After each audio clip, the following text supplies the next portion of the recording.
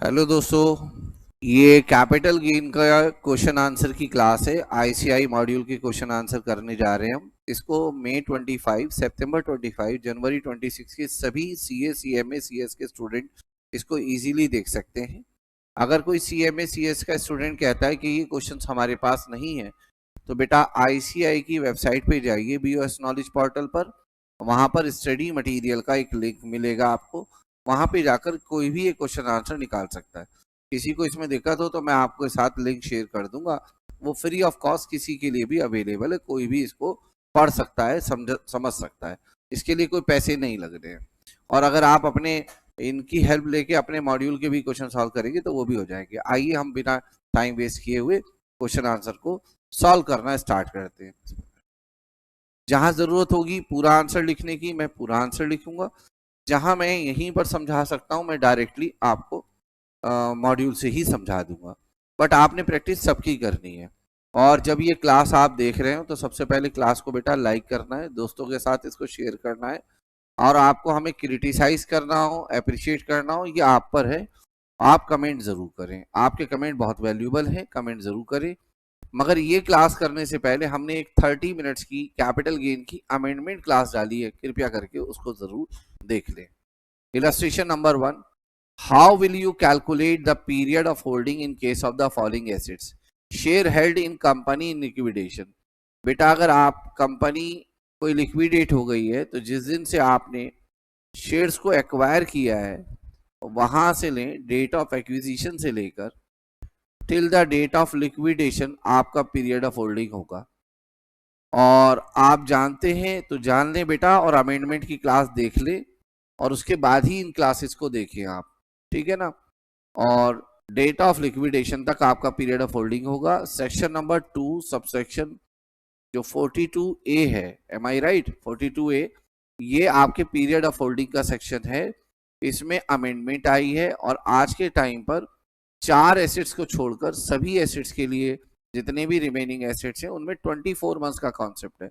4 assets कौन कौन सी हैं बेटा? वो 4 एसेट्स हैं आपकी listed equity, listed securities, equity oriented funds के यूनिट्स, यूटीआई के यूनिट्स, जीरो कूपन बॉन्ड। ये 4 एसेट्स हैं आपकी टोटल, जिनमें बेटा जो पीरियड ऑफ होल्डिंग है वो 12 मंथ्स का देखा जाता है, बाकी सब में 24 मंथ्स। तो अगर ये पीरियड 24 मंथ से ज्यादा है तो आपका लॉन्ग टर्म कैपिटल गेन होगा, 24 मंथ या उससे कम है तो शॉर्ट टर्म कैपिटल गेन होगा। ये अमेंडमेंट 23 जुलाई 2024 और उसके बाद के ट्रांसफर के लिए एप्लीकेबल हुई है। उससे पहले जो पुराना लॉ था वही लगेगा। बोनस शेयर के केस में जिस दिन आपने बोनस शेयर आपको कंपनी ने अलॉट किए, डेट ऑफ अलॉटमेंट से लेकर till the date of transfer, बेटा इसका पीरियड ऑफ होल्डिंग काउंट होगा। और इसी तरीके से फ्लैट जो कोऑपरेटिव सोसाइटी में आपको फ्लैट मिला है, इसके अंदर भी period of holding date of allotment of flat in a cooperative society से लेकर till the date of transfer आपका पीरियड ऑफ होल्डिंग काउंट होगा। आप देख भी सकते हैं, period of holding shall be reckoned. Reckoned को मैं काउंट बोल रहा हूं, प्रॉपर वर्ड रेकन्ड है। जिस दिन से अलॉटमेंट हुआ है आपको share in society and the date of transfer, उस दिन समाप्त होगा जिस दिन आपका डेट ऑफ ट्रांसफर है। ये पीरियड ऑफ होल्डिंग से रिलेटेड एक क्वेश्चन था। इलस्ट्रेशन नंबर 2 है। ए ऑनर है एक कार का। 1 अप्रैल 2024 को ही starts a business of purchase and sales of motor car. He treat the above car as part of stock in trade of his new business. He sells the same as on 31st March and gets a profit of 1 lakh. Discuss the tax implication under the head capital gain. जब आप किसी assets को convert करते हैं ना stock in trade में, तो बेटा ये सेक्शन लगता है 45 सबसेक्शन 2A। मगर ये सेक्शन तब लगता है जब आप कैपिटल एसेट को कन्वर्ट करते हैं into stock in trade. Given question में आपने कैपिटल एसेट को कन्वर्ट नहीं किया, आपने कार को किया। कार एक पर्सनल मूवेबल एसेट है और कार कैपिटल एसेट नहीं होती। तो अगर कार को आप कन्वर्ट करते हैं स्टॉक इन ट्रेड में तो सेक्शन नंबर 45 सबसेक्शन 2A नहीं लगेगा, इसके ऊपर कोई कैपिटल गेन अराइज नहीं होगा, क्योंकि कार एक पर्सनल एसेट है और conversion of personal asset into stock in trade को ट्रांसफर नहीं माना जाता। तो इस पर सेक्शन नंबर 45 सबसेक्शन 2 के प्रोविजन नहीं लगेंगे। यहाँ मैंने गलती से 2A लिख दिया, 2A जो होता है वो डीमैट में लगता है, गलती से 2A लिख दिया। 45 सबसेक्शन 2, ठीक है। तो 45 सबसेक्शन 2 के प्रोविजन नहीं लगेंगे। हाँ, अगर आपके पास कोई ज्वेलरी होती और आप उसको स्टॉक इन ट्रेड में ट्रांसफर कर देते तो फिर बेटा उसके ऊपर सेक्शन नंबर 45 सबसेक्शन 2 लगता, जिसके क्वेश्चन आगे आएंगे तो देखेंगे। Illustration number 3, x converts his capital assets. यहाँ साफ लिखा है इन्होंने कन्वर्ट की है कैपिटल एसेट। ये 10 जून 2006 को 60,000 में खरीदी थी और कन्वर्ट किया आपने इसको स्टॉक इन ट्रेड में 10 मार्च 2024 को।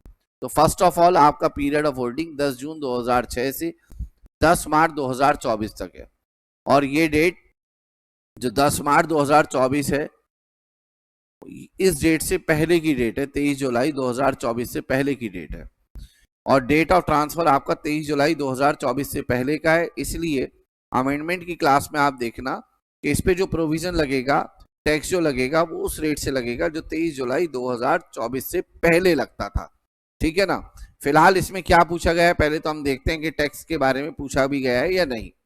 फेयर मार्केट वैल्यू कन्वर्जन की डेट पर बेटा 5,50,000 है। कन्वर्जन के बाद आपने 10 जून को 2024 को ये एसेट 6 लाख रुपए में बेच दी। बताइए कैपिटल गेन कितना होगा, बिजनेस इनकम कितना होगा। तो कैपिटल गेन निकालने के लिए सबसे पहले तो हमें क्वेश्चन में बस ये कहा गया है कैपिटल एसेट्स है, उस एसेट का नाम नहीं बताया गया कि कौन सी एसेट है। ईयर ऑफ चार्जेबिलिटी, टैक्स बेटा उस ईयर में लगेगा जिस ईयर में आपने स्टॉक इन ट्रेड को बेचा है। आपने बेचा है 10 जून 2024 को, और 10 जून 2024 जो है बेटा वो 24-25 की डेट है। तो 24-25 तो आपका असेसमेंट ईयर लगेगा बेटा 25-26, ठीक है ना। तो टैक्स लगेगा आपके असेसमेंट ईयर 25-26 में। और जब भी आप किसी कैपिटल एसेट्स को कन्वर्ट करते हैं स्टॉक इन ट्रेड में तो सेक्शन नंबर 45 सबसेक्शन 2 एप्लीकेबल होता है, और इस केस में जो सेल कंसिडरेशन माना जाता है वो एफएमवी ली जाती है जिस दिन आपने कन्वर्जन किया है। तो कन्वर्जन की डेट पर फेयर मार्केट वैल्यू 5.5 लाख है, ये सेल कंसिडरेशन है। और इस 5.5 लाख रुपए में से आप माइनस करेंगे बेटा इसकी कॉस्ट, और क्योंकि 23 जुलाई 2024 से पहले ये ट्रांसफर हुआ है तो इस पर सारा लॉ पुराना लगेगा, और यहाँ पे 36 महीने से ज्यादा का पीरियड ऑफ होल्डिंग है तो ये लॉन्ग टर्म कैपिटल एसेट है। और यहाँ पे इंडेक्सेशन भी होगा, 60,000 को मल्टीप्लाई करेंगे जो आपका ईयर 23-24 का इंडेक्सेशन नंबर है। 23-24 का इंडेक्सेशन नंबर 363 नहीं है, वो 24-25 का है। तो जो भी बेटा 23-24 का नंबर है उससे मल्टीप्लाई करेंगे, और जो 6 और 7 का इंडेक्सेशन नंबर है उससे डिवाइड करेंगे।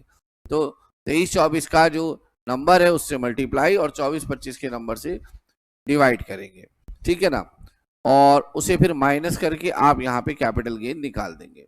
तो मुझे 348 है 23-24 का इंडेक्सेशन नंबर, और 10-6-7 का इंडेक्सेशन नंबर 122, और 60,000 को 348 से मल्टीप्लाई करना, 122 से डिवाइड करना, वो जो आएगा वो आपकी इंडेक्स कॉस्ट ऑफ एक्विजिशन आएगी। जो भी अमाउंट आएगा 5.5 लाख में से उस अमाउंट को माइनस कर देना, वो आपका बाकी बचा हुआ कैपिटल गेन आ जाएगा। और साथ में बिजनेस इनकम जो आएगी वो आएगी 5.5 लाख और 6 लाख का डिफरेंस। मगर टैक्स जो लगेगा बेटा ये उस ईयर में लगेगा जिस ईयर में आपने स्टॉक इन ट्रेड को बेचा है, ठीक है ना। तो आप देख सकते हैं इन्होंने क्या लिखा है, कैपिटल एसेट कन्वर्ट हुई है स्टॉक इन ट्रेड में 23-24 में, और 23-24 का असेसमेंट ईयर 24-25, मगर जो ट्रांसफर हुआ है वो 23-24 में हुआ है, मगर जो पीजीबीपी की इनकम है वो 25-26 की है। तो टैक्स जो देना है आपको, चाहे वो कैपिटल गेन पर देना हो चाहे वो आपको बिजनेस इनकम पर देना हो, बोथ कैपिटल गेन और business income would be chargeable to tax. तो इसमें आपसे कैपिटल गेन का अमाउंट नहीं पूछा था, बिजनेस इनकम का अमाउंट नहीं पूछा था, इसमें ईयर ऑफ चार्जेबिलिटी पूछा था। इसको आपको डिफाइन करना होगा कि ईयर, तो आपको ऐसे लिखना होगा as per section 2 subsection 47, if a capital asset is converted into stock in trade, this conversion is considered as transfer, ठीक है ना। and section number 45 subsection 2 is applicable here. In case of conversion of capital asset into stock in trade, taxability shall arise in the year in which stock in trade is transferred. However, conversion took place during previous year 23-24 but stock in trade is sold during previous year 24-25 therefore taxability shall arise during the previous year 24-25। जरूरी नहीं है कि बेटा आप इसकी language लिखें, but आपका जो प्रोविजन है वो क्लियर होना चाहिए। ठीक है, आप जरूरी नहीं है पूरा पैरा लिखें, छोटे छोटे पॉइंट्स लिखें, बट आपकी क्लैरिटी होनी चाहिए अगर कभी ऐसे लिखने के लिए आ जाए। ठीक है, इसके बाद हम चलते हैं जी इलस्ट्रेशन नेक्स्ट पर। मैंने कोशिश की है कि क्वेश्चन के साथ साथ मैं आपको प्रोविजन भी समझा दूं। इसके अलावा जो कुछ अमेंडमेंट है, अच्छा जो मैंने 30 मिनट की क्लास ली है उसमें मैंने सिर्फ 2 ही चीजों की अमेंडमेंट डिस्कस की है, एक rate of tax on capital gain और एक पीरियड ऑफ होल्डिंग। एक दो जगह छोटी छोटी अमेंडमेंट और हैं, उनकी अमेंडमेंट में रिवीजन क्लास जो हमने डाली है उसमें मैंने डिटेल में डिस्कस की है। ठीक है ना। Transactions not regarded as transfer, अच्छा कौन सा रजिस्ट्रेशन नंबर होगा बेटा, कौन से पेज नंबर पर है, ये है 4, पेज नंबर है 3.384। Miss M held 2000 shares in a company ABC Limited, Indian company, and this company amalgamated with another Indian company XYZ Limited during the previous year ending 31st March 25. Under the scheme of amalgamation, M was allotted 1000 shares in the new company. The market value of shares allotted is higher by rupees 50,000 than the value of holding in ABC Limited. The assessing officer proposes to treat the transaction as an exchange and to tax 50,000 as capital gain. Is he justified?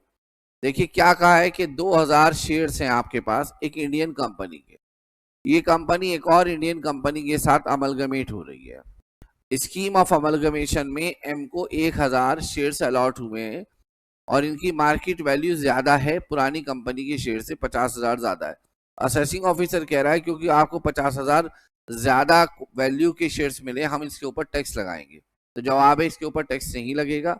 Section number 47 कहता है कि कुछ ऐसी transaction है जिनको transfer नहीं माना जाता, उनमें से एक ये भी है कि अगर आप अब in the scheme of amalgamation आप एक कंपनी के जो शेयर हैं वो सरेंडर करेंगे एबीसी के, और जो अमलगमेटेड कंपनी है XYZ उसके शेयर्स आपको मिलते हैं और शेयर्स के बदले में शेयर्स मिलता है। तो बेटा इस एक्सचेंज को पुरानी कंपनी के शेयर दे दिए, नई कंपनी के शेयर ले लिए, इसको ट्रांसफर नहीं माना जाता।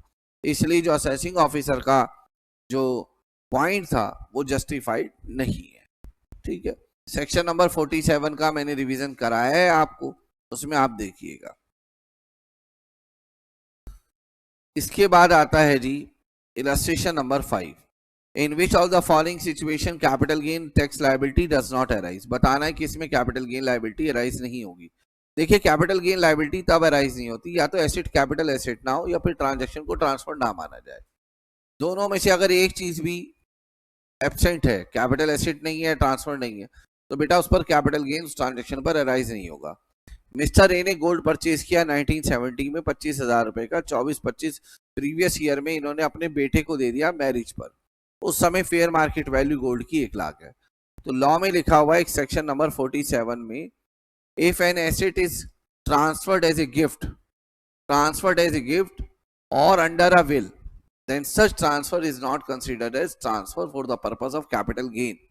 और यहां इन्होंने अपने बेटे को ट्रांसफर की है, ये बेटे को छोड़िए पड़ोसी को भी ट्रांसफर करते तब भी इनके ऊपर कैपिटल गेन अराइज नहीं होता। हाँ, जो रेसिपिएंट है इनका बेटा उस पर टैक्स लगेगा नहीं लगेगा, उसके लिए हमें इनकम फ्रॉम अदर सोर्स देखना पड़ेगा। ठीक है ना। वैसे मैं बता दूं इनके बेटे पर भी नहीं लगेगा टैक्स। क्यों? क्योंकि अगर किसी रिलेटिव से हमको कोई गिफ्ट मिलता है तो वो चाहे जितना महंगा हो हमारे ऊपर कोई टैक्स नहीं लगता। या फिर हमें शादी पर जब मिलता है, शादी पर तो किसी से भी मिले रेसिपिएंट के लिए टैक्सेबल नहीं है। फिलहाल हम कैपिटल गेन की बात कर रहे हैं, तो सेक्शन नंबर 47 कहता है कि इस ट्रांजेक्शन को ट्रांसफर नहीं माना जाएगा। देखिए यहाँ लिखा भी है नॉट रिगार्डेड एज ट्रांसफर। ठीक है। A house property, second point देख रहे हैं, is purchase by HUF in 1945 for rupees 20,000. It is given to one of the family member in previous year 24-25 at the time of partition of family। मतलब HUF ने एक property खरीदी थी, partition हुआ 24-25 में, और ये प्रॉपर्टी परिवार के एक ही सदस्य को दे दी गई कि ये तेरी है आज से प्रॉपर्टी। तो याद रखना, if an asset is given to a member of HUF at the time of partition, such transaction is not regarded as transfer. बेटा इसको भी ट्रांसफर नहीं माना जाएगा, ये लिखा होगा। तीसरा पढ़ते हैं।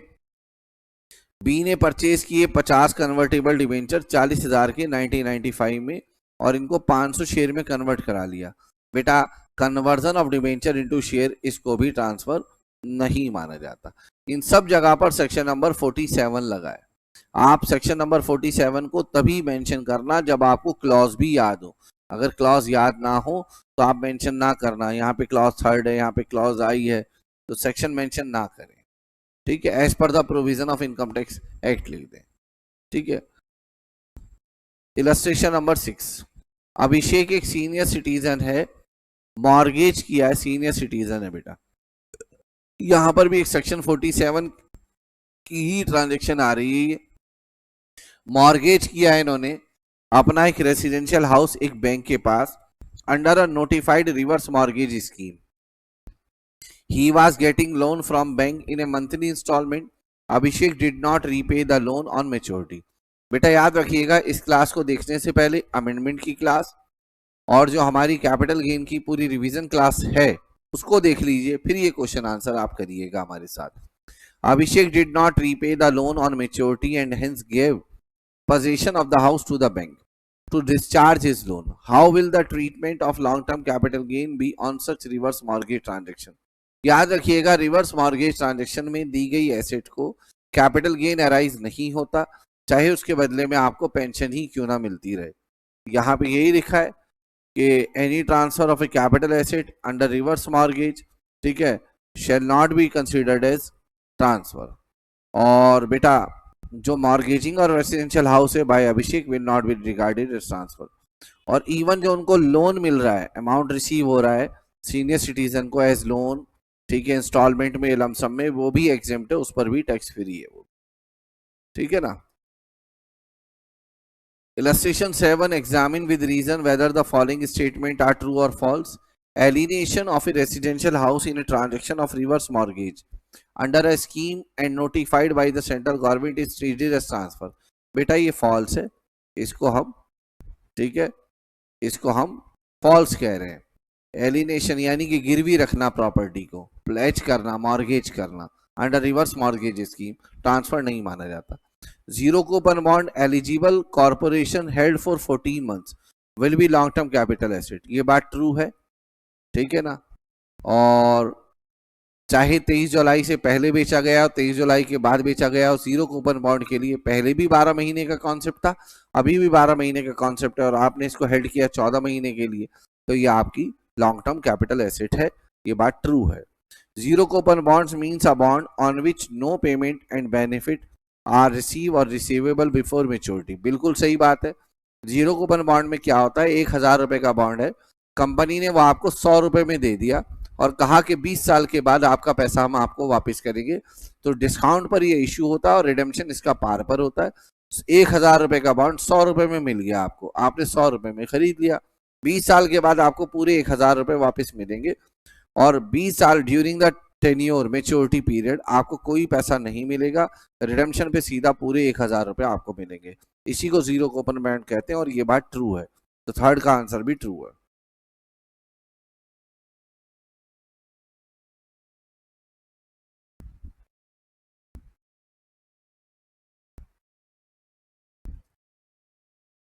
नेक्स्ट इलस्ट्रेशन देखने जा रहे हैं जी हम, वो है पेज नंबर 409 पर, इलस्ट्रेशन नंबर 8 है, और ये फिर से कन्वर्ट की बात कर रहा है।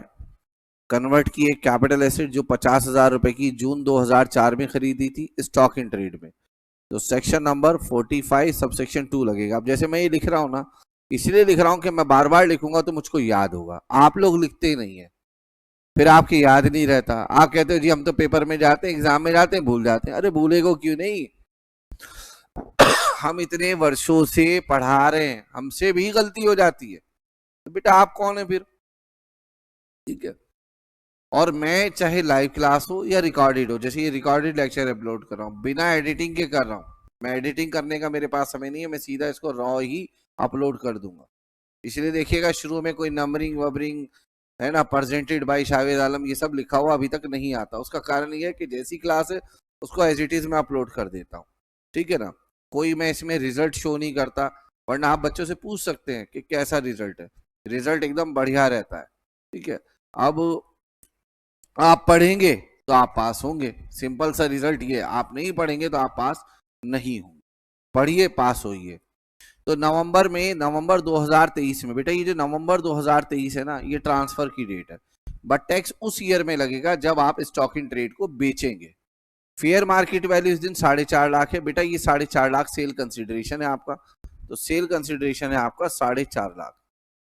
दूसरी एक और बात जो ध्यान देने वाली है, नवंबर 2023 में ऐसे ट्रांसफर हो गई, ये डेट ऑफ ट्रांसफर है। तो वो जो 23 जुलाई 2024 वाला अमेंडमेंट है ना, वो इसके ऊपर एप्लीकेबल नहीं होंगी, और इस पर पुराना लॉ लगेगा जो 23 जुलाई 2024 से पहले का लगता था। जैसे पीरियड ऑफ होल्डिंग अगर देखा जाए तो 36 महीने लगेगा, रेट ऑफ टैक्स में भी पुराना वाला लॉ लगेगा।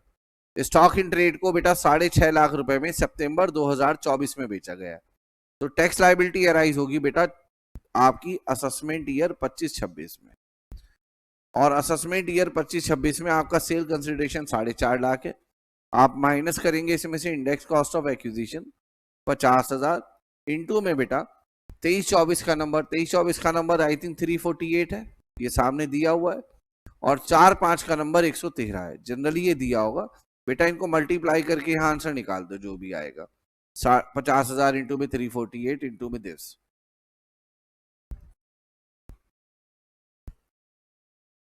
इसे माइनस कर देंगे, आपका लॉन्ग टर्म कैपिटल गेन आ जाएगा। और 4.5 लाख के ऊपर ये कितने में बिकी है स्टॉक इन ट्रेड? 6.5 लाख रुपए में। ये 2 लाख रुपए जो है ये आपकी बिजनेस इनकम है। अगर ये 4.5 लाख के बाद ये 4 लाख में बिकता तो फिर 50,000 आपका बिजनेस लॉस हो जाता।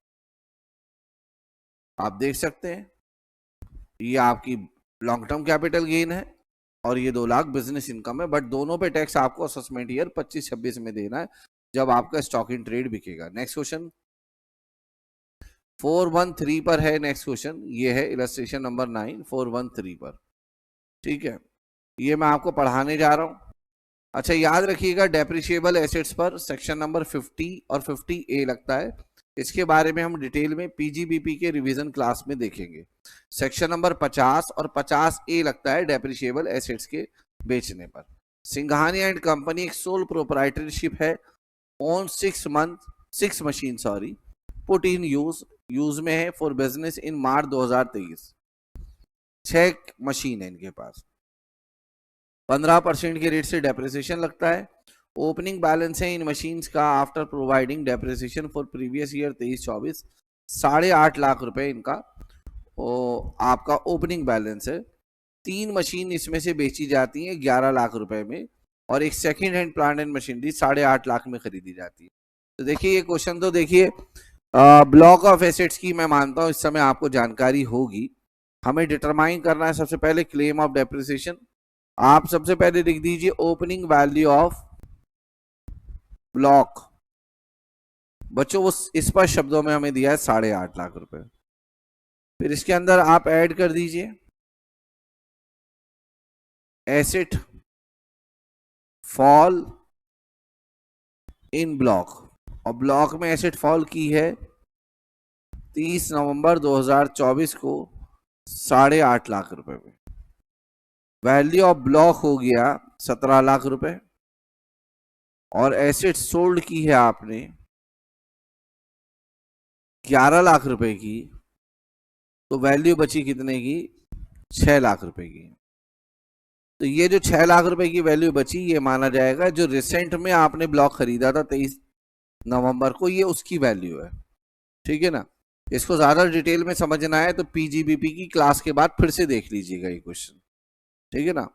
तो 6 लाख रुपए जो ब्लॉक की वैल्यू बची ये माना जाएगा कि जो नया वाला आपने ब्लॉक एक्वायर किया था 30 नवंबर को, ये उससे रिलेटेड है। और 30 नवंबर को जो आप कोई एसेट पुट टू यूज करते हैं तो उस पर डेप्रिसिएशन का रेट हाफ हो जाता है। इस पर जो डेप्रिसिएशन लगेगा बेटा वो 7.5% से लगेगा, तो वो 45,000 बनेगा। तो यहाँ पे आपका जो फर्स्ट आंसर है वो 45,000 है, साथ में पूछा है कि कंप्यूट करना है capital gain liable to tax, तो यहाँ पे कोई कैपिटल गेन अराइज नहीं होगा। क्यों नहीं अराइज होगा? क्योंकि जो 6 लाख बची है वो वैल्यू ऑफ ब्लॉक है और ब्लॉक यहाँ एग्जिस्ट करता है। अगर सिंघानिया एंड कंपनी ने सारी मशीन 21 लाख में बेच दी होती तो फिर क्या होता बेटा? फिर 4 लाख का कैपिटल गेन होता, वैल्यू ऑफ ब्लॉक जो 6 लाख दिखाई दे रही है नील होती। बट यहाँ लिखते बट ब्लॉक एग्जिस्ट, और अलग से एक कैलकुलेशन करते जिसमें हम कहते सेल कंसिडरेशन 21 लाख है और वैल्यू ऑफ एसेट्स यानी कि कॉस्ट ऑफ एक्विजिशन 17 लाख है, और फिर हम 4 lakh short term capital gain बताते। तो इसका आंसर 4 लाख कैपिटल गेन है। सेकंड वाले का आंसर नील है और फर्स्ट वाले का आंसर 45,000 है। आप चेक कर लीजिएगा। देखिए फर्स्ट वाले का आंसर यहाँ चेक करिए 45,000 है, ठीक है ना। और सेकंड वाले में आप आंसर चेक कर सकते हैं, सेकंड में नील होगा। क्यों? क्योंकि जब आप ब्लॉक की क्वेश्चन में पूछा क्या गया है, कैपिटल गेन बताना है, तो कैपिटल गेन अराइज नहीं होगा अगर opening value of block, new addition plus commission या कोई ब्रोकरेज जो आपने ट्रांसफर पर दिए, इन तीनों के टोटल से अगर एसेट्स की वैल्यू कम पर बिकती है और ब्लॉक एग्जिस्ट करता है तो वो बची हुई वैल्यू वैल्यू ऑफ ब्लॉक कहलाती है। बेटा अब जैसे इन्होंने लिखा हुआ है, आपको ऐसे सब नहीं लिखने की जरूरत, आप अपनी लैंग्वेज में लिखिए, ठीक है ना, आपको कॉपी करने की जरूरत नहीं है। तो आप यहां से इसको आंसर को देख सकते हैं। Since the written down value of the block exceed the sale consideration, the resultant figure would be a short-term capital loss of the block. In given case, capital gain will not arise as the block of asset continues to exist. Capital gain arise नहीं होगा क्योंकि block of asset अभी भी exist करता है। Some of assets are sold for a price which is lesser than the written down value.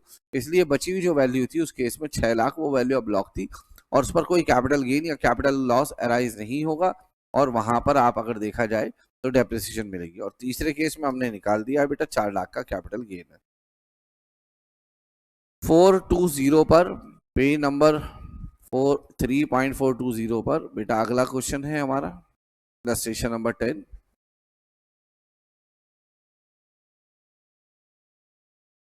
ध्यान दीजिएगा, एक कॉन्सेप्ट है बेटा स्लम सेल।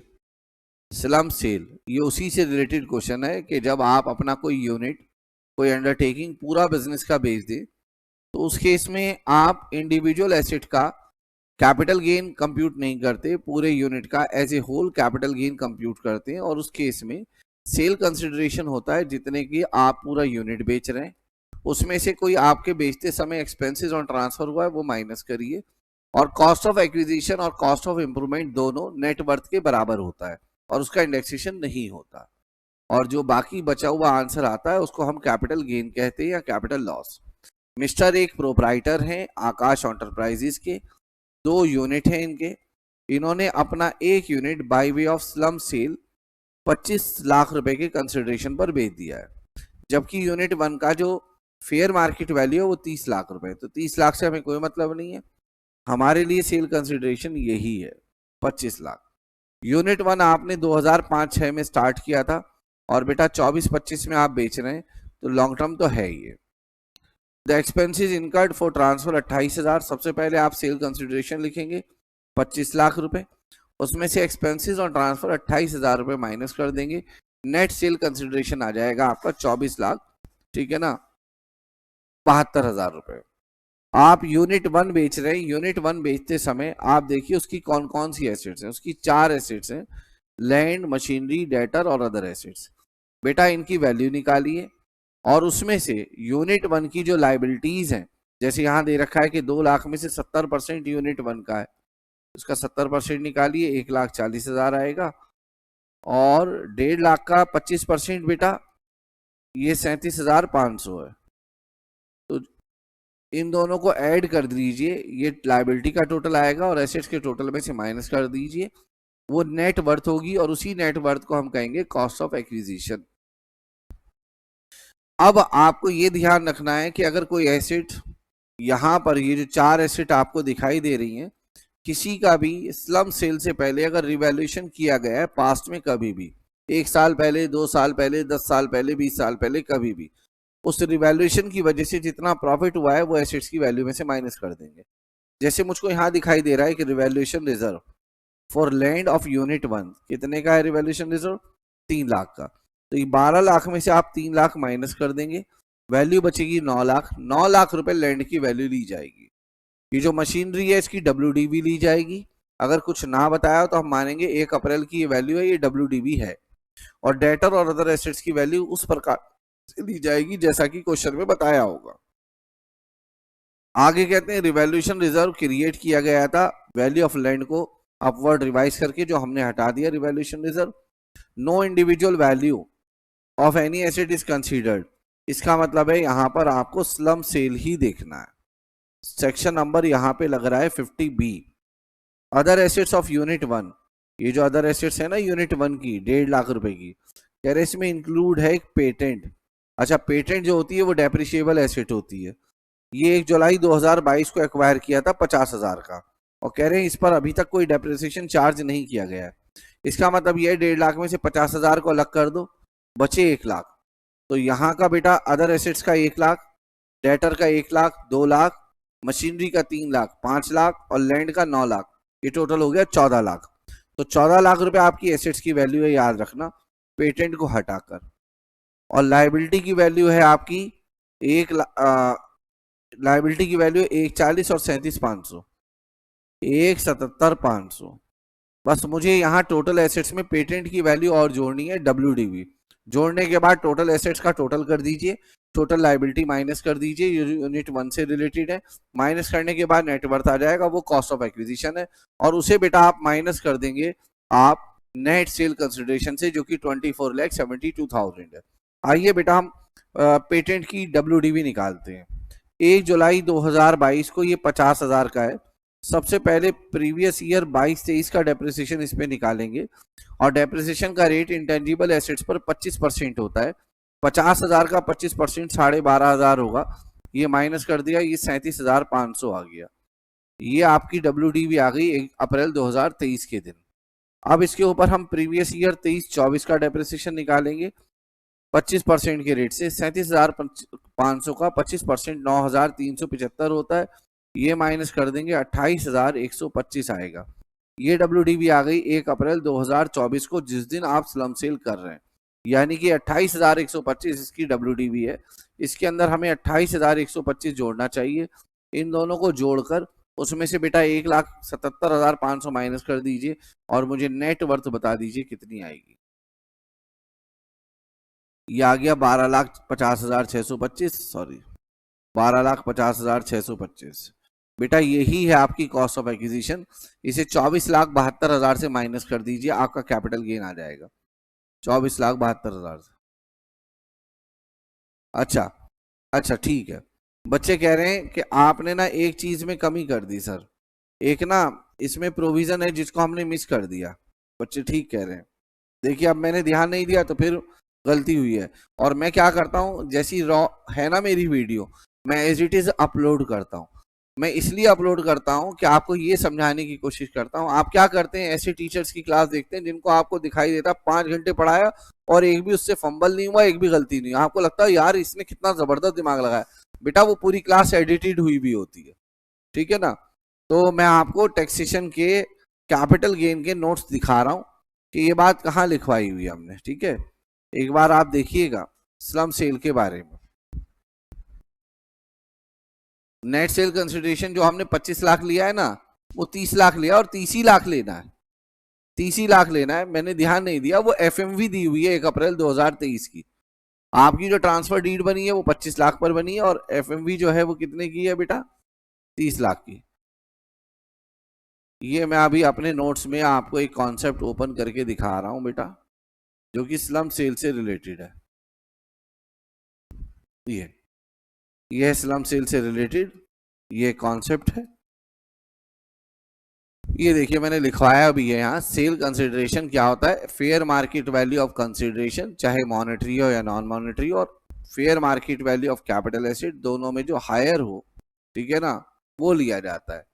तो कंसिडरेशन जो था अभी वो 25 लाख है, ठीक है ना, और कैपिटल एसेट की जो फेयर मार्केट वैल्यू है वो 30 लाख है, दोनों में हायर।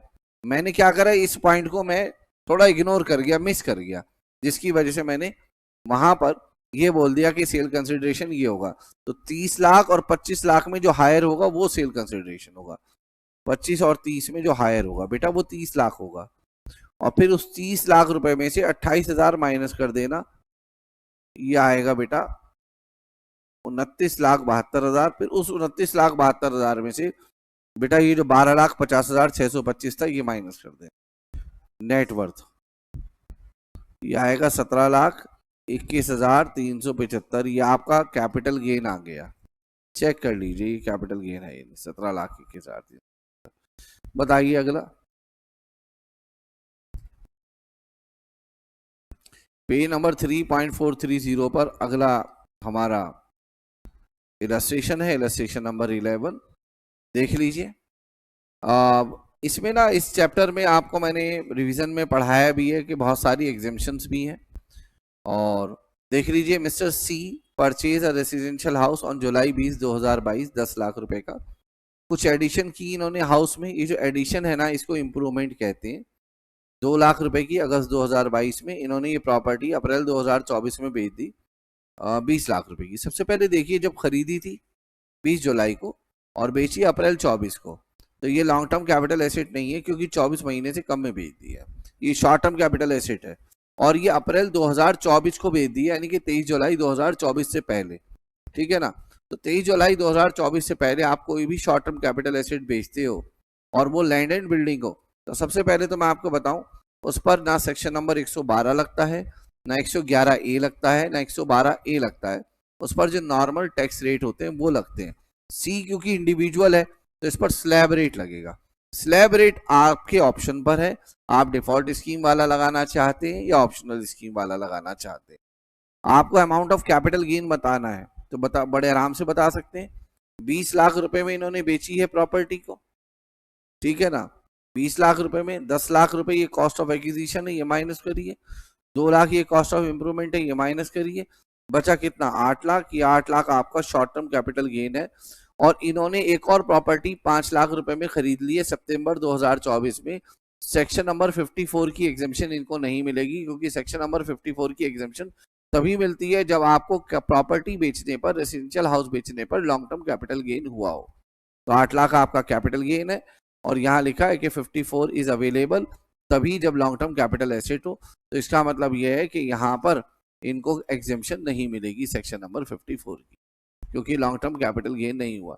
मैं फिर बोल रहा हूँ बेटा, इससे पहले हमारी रिवीजन की क्लास आप अच्छे से देख लीजिएगा, तभी ये क्वेश्चन आंसर आपको समझ में आएंगे। ये उसी के कंटिन्यूटी में क्लास है, आप ये समझिएगा।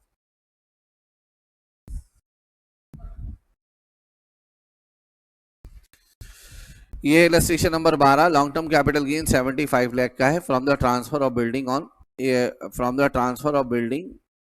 On 1 May 2024 will be exempt. अगर हम ये कैपिटल गेन इन्वेस्ट कर देते हैं इन द बॉन्ड्स जो redeemable after 5 year issued by NHAIO under section 54 EC। देखिए 54 EC में एग्जेम्पशन तो मिलती है, बट बेटा 75 लाख की नहीं मिलती, मात्र 50 लाख की मिलती, ठीक है ना। तो यहाँ पे ना ये स्टेटमेंट पार्टली ट्रू है और पार्टली फॉल्स है, और कोई चीज पार्टली ट्रू और पार्टली फॉल्स हो उसे फॉल्स ही कहेंगे बेटा आप। इसलिए आंसर में देखिए फॉल्स लिखा हुआ है। एग्जेम्पशन मिलती तो है मगर मैक्सिमम 50 लाख की मिलती है, 50 लाख से ज्यादा की एग्जेम्पशन नहीं मिलती, वो भी प्रॉपर्टी बेचने के बाद 6 महीने के अंदर अंदर आप बॉन्ड में इन्वेस्ट कर दें पैसा, तभी आपको एग्जेम्पशन मिलती, अदरवाइज ये एग्जेम्पशन नहीं मिलती, ठीक है ना।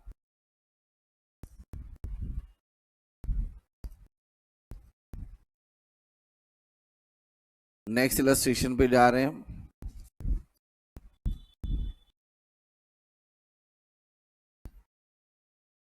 इलस्ट्रेशन नंबर 13, ये एक अच्छा इलस्ट्रेशन है।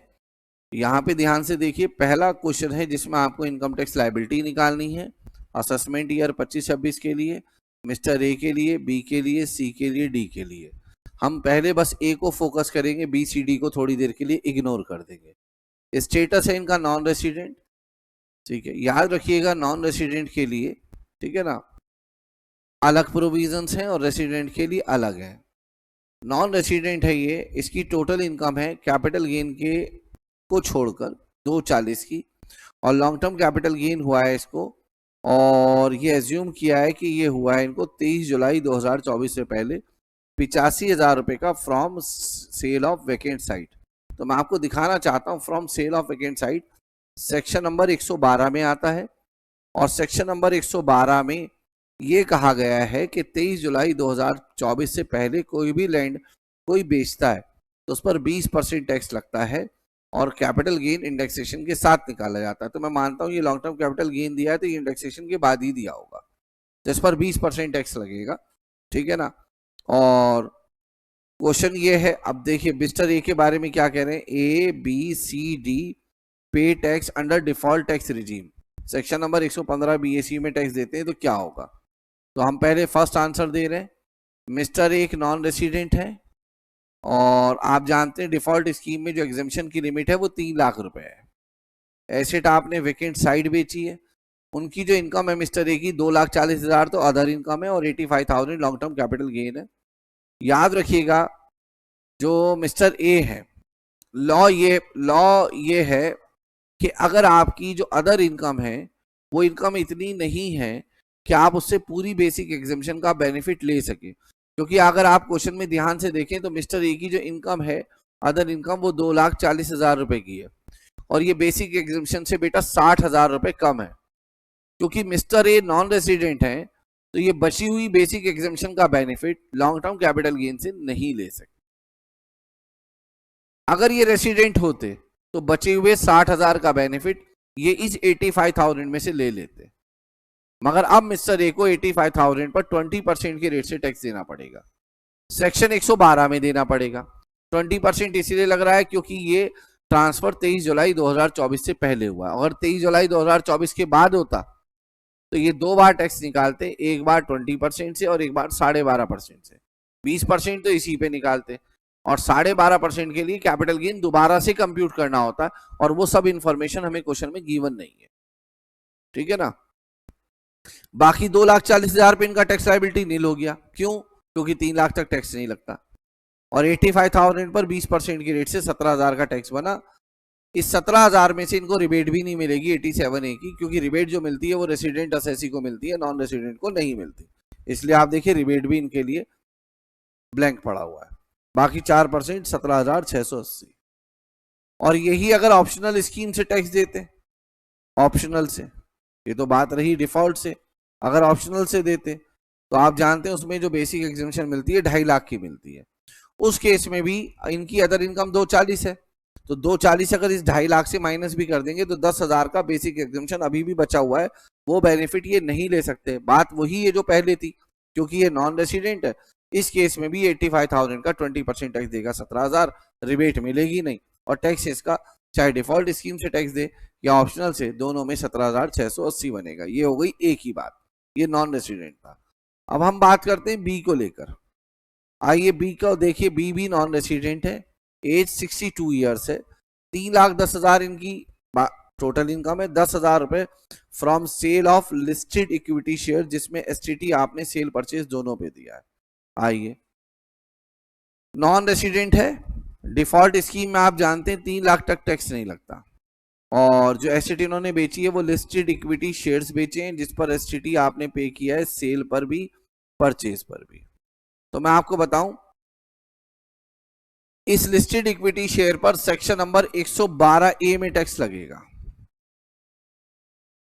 अगर देखा जाए तो इसकी इनकम 3,10,000 रुपए है, 3 लाख तो इसकी बाकी की इनकम है और 10,000, इस 3 लाख पर तो टैक्स लगेगा नहीं, इस वाले 3 लाख पर, 3,10,000 पर, 3 लाख पर तो टैक्स लगेगा नहीं, बच्चे 10,000, उस पर टैक्स निकालेंगे।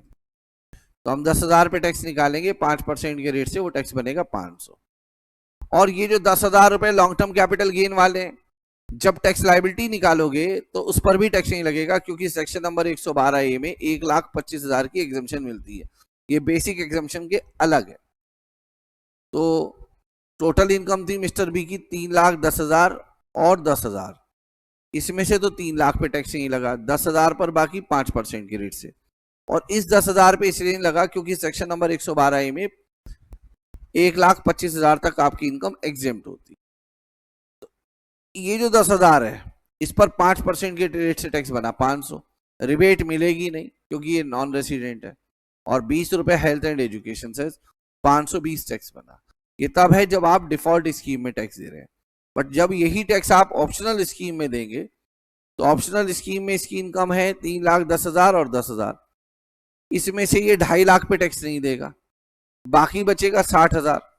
उस 60,000 पर 5% के रेट से टैक्स देगा 3,000 रुपए, और इस 10,000 पर बेटा टैक्स देगा, बेटा इस 10,000 पे टैक्स लगेगा ही नहीं, क्योंकि सेक्शन नंबर 112A में 1,25,000 तक टैक्स नहीं लगता। 3,000 में से फिर बेटा रिबेट मिलेगी नहीं, 4% हेल्थ एंड एजुकेशन सेस लगेगा। सर ये 62 साल का है, और ऑप्शनल स्कीम में तो जो 62 के होते हैं, 60 से ऊपर होते हैं, उनको 3 लाख रुपए की एग्जेम्पशन मिलती है। सर इसको नहीं मिलेगी, नहीं इसको नहीं मिलेगी। इसको इसलिए नहीं मिलेगी 3 लाख की एग्जेम्पशन यहाँ पर, क्योंकि ये क्या है, नॉन रेसिडेंट। अगर रेसिडेंट होगा तो 3 लाख की एग्जेम्पशन मिलेगी। तो देखिए यहाँ पे इसका टैक्स कितना बना है, 3,120। अब आइए मिस्टर सी पर। मिस्टर सी की एज 81 है, ध्यान दीजिएगा, सुपर सीनियर सिटीजन है।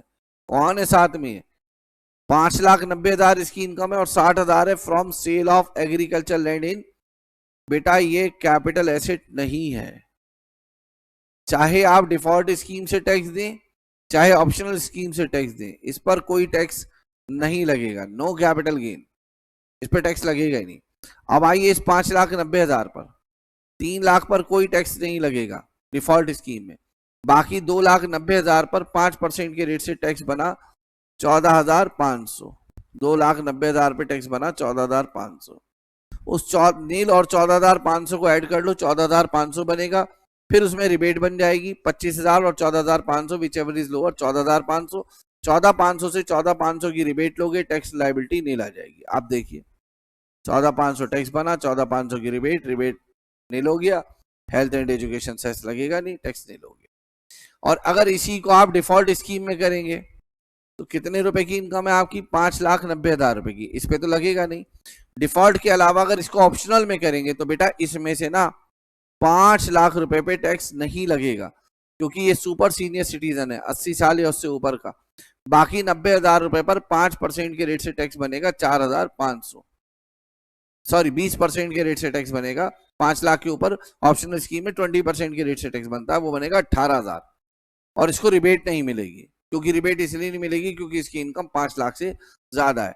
इसका टैक्स बनेगा 18,720 रुपए। चेक करिए, 5 लाख पर 5 लाख पर एग्जेम्प्ट, बाकी के 90,000 पर 18,000 रुपए टैक्स 20% के रेट से। और ये एग्रीकल्चर लैंड जो है बेटा वो कैपिटल एसेट नहीं है, इसलिए इस पर टैक्स नहीं बनेगा। रिबेट इसलिए नहीं मिली क्योंकि ऑप्शनल स्कीम में जो रिबेट मिलती है वो तब मिलती है जब आपकी इनकम 5 लाख रुपए तक हो। डिफॉल्ट स्कीम में रिबेट तब मिलती है जब आपकी इनकम 7 लाख रुपए तक हो। ऑल्दो ऑप्शनल स्कीम में कोई मार्जिनल रिबेट का कॉन्सेप्ट नहीं है, डिफॉल्ट स्कीम में मार्जिनल रिबेट का कॉन्सेप्ट है। जब भी आप किसी भी क्वेश्चन में, पूरे कोर्स में किसी भी क्वेश्चन में टैक्स लायबिलिटी निकालें, तो कृपया करके आपके रेट ऑफ टैक्स की जो क्लास है, आपके कॉन्सेप्ट हैं, वो क्लियर होने चाहिए रेट ऑफ टैक्स के। अब आते हैं मिस्टर डी पर। एज 82 साल, नॉन रेसिडेंट है, 4,80,000, कैपिटल गेन तो है नहीं। अगर डिफॉल्ट स्कीम से टैक्स देगा तो 3 लाख पे टैक्स नहीं लगेगा, 180 पर 5% के रेट से लगेगा टैक्स 9,000, रिबेट मिलेगी नहीं। 4% health and education cess 9,360। Check कर लीजिए। और अगर ऑप्शनल स्कीम से टैक्स देगा तो 480 में से 2.5 लाख पे टैक्स नहीं लगेगा, भले ही 82 साल का है, मगर क्योंकि नॉन रेसिडेंट है तो 2.5 लाख की ही एग्जेम्पशन मिलेगी डिफॉल्ट ऑप्शनल स्कीम में। बाकी के 2,30,000 पर 5% के रेट से टैक्स देगा 11,500 plus 4% health and education cess. आइए अब बेटा प्रैक्टिकल प्रॉब्लम करते हैं आईसीआई मॉड्यूल की।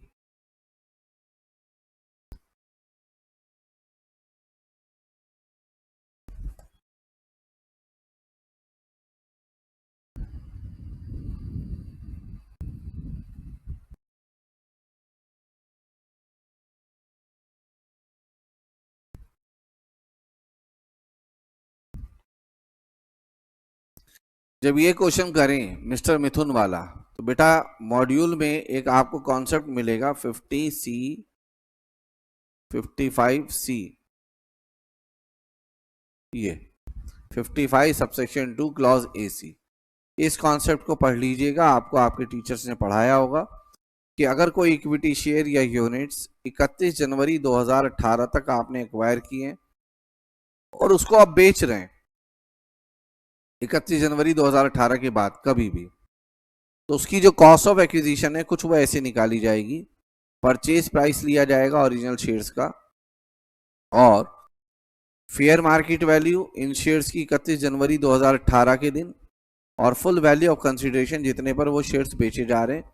इन दोनों में जो लोअर आएगा उस लोअर को ओरिजिनल प्राइस से कंपेयर करेंगे, जो हायर होगा उसे कॉस्ट ऑफ एक्विजिशन लिया जाएगा। ये लॉ है जो आपके सामने फर्स्ट और टू का हायर देखा जा रहा है वो कॉस्ट ऑफ एक्विजिशन, और सेकंड में 2 पॉइंट है, इन दोनों में लोअर देखा जाएगा।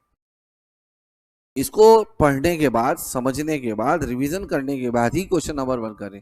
आप क्या करते हैं, डायरेक्ट क्वेश्चन नंबर 1 करते हैं। तो मैं रिवीजन में बता चुका हूं, क्वेश्चन नंबर 1 में अब करा रहा हूं। मैं ये मान के पढ़ा रहा हूं कि आपने रिवीजन कर लिया है। Mister Mithun purchase 100 equity shares of Messrs good money company, और इन्होंने ये शेयर्स 1 अप्रैल 2007 को खरीदे, यानी कि 31 जनवरी 2018 से पहले 1000 रुपये पर शेयर पे खरीदा। अब जब ये बेचेंगे ना इसको, तब section number 55 subsection 2 clause AC applicable होगा। कंपनी ने इनको बोनस शेयर अलॉट किए 1:1 के रेशो में, और ये अलॉट किए 1 दिसंबर 2023 को। ये 31 जनवरी 2018 के बाद अलॉट किए, इसके ऊपर section number 55 subsection 2 clause AC नहीं लगेगा। इन्होंने साथ में डिविडेंड मिला 10 रुपये पर शेयर। बेटा 100 शेयर पहले थे, 100 बोनस शेयर मिल गए, इनके पास शेयर हो गए 200। 200 रुपए पर 200 शेयर पर 10 रुपए के हिसाब से इनको डिविडेंड मिलेगा। 2000 रुपए का डिविडेंड हो गया, और dividend income from other source होता है।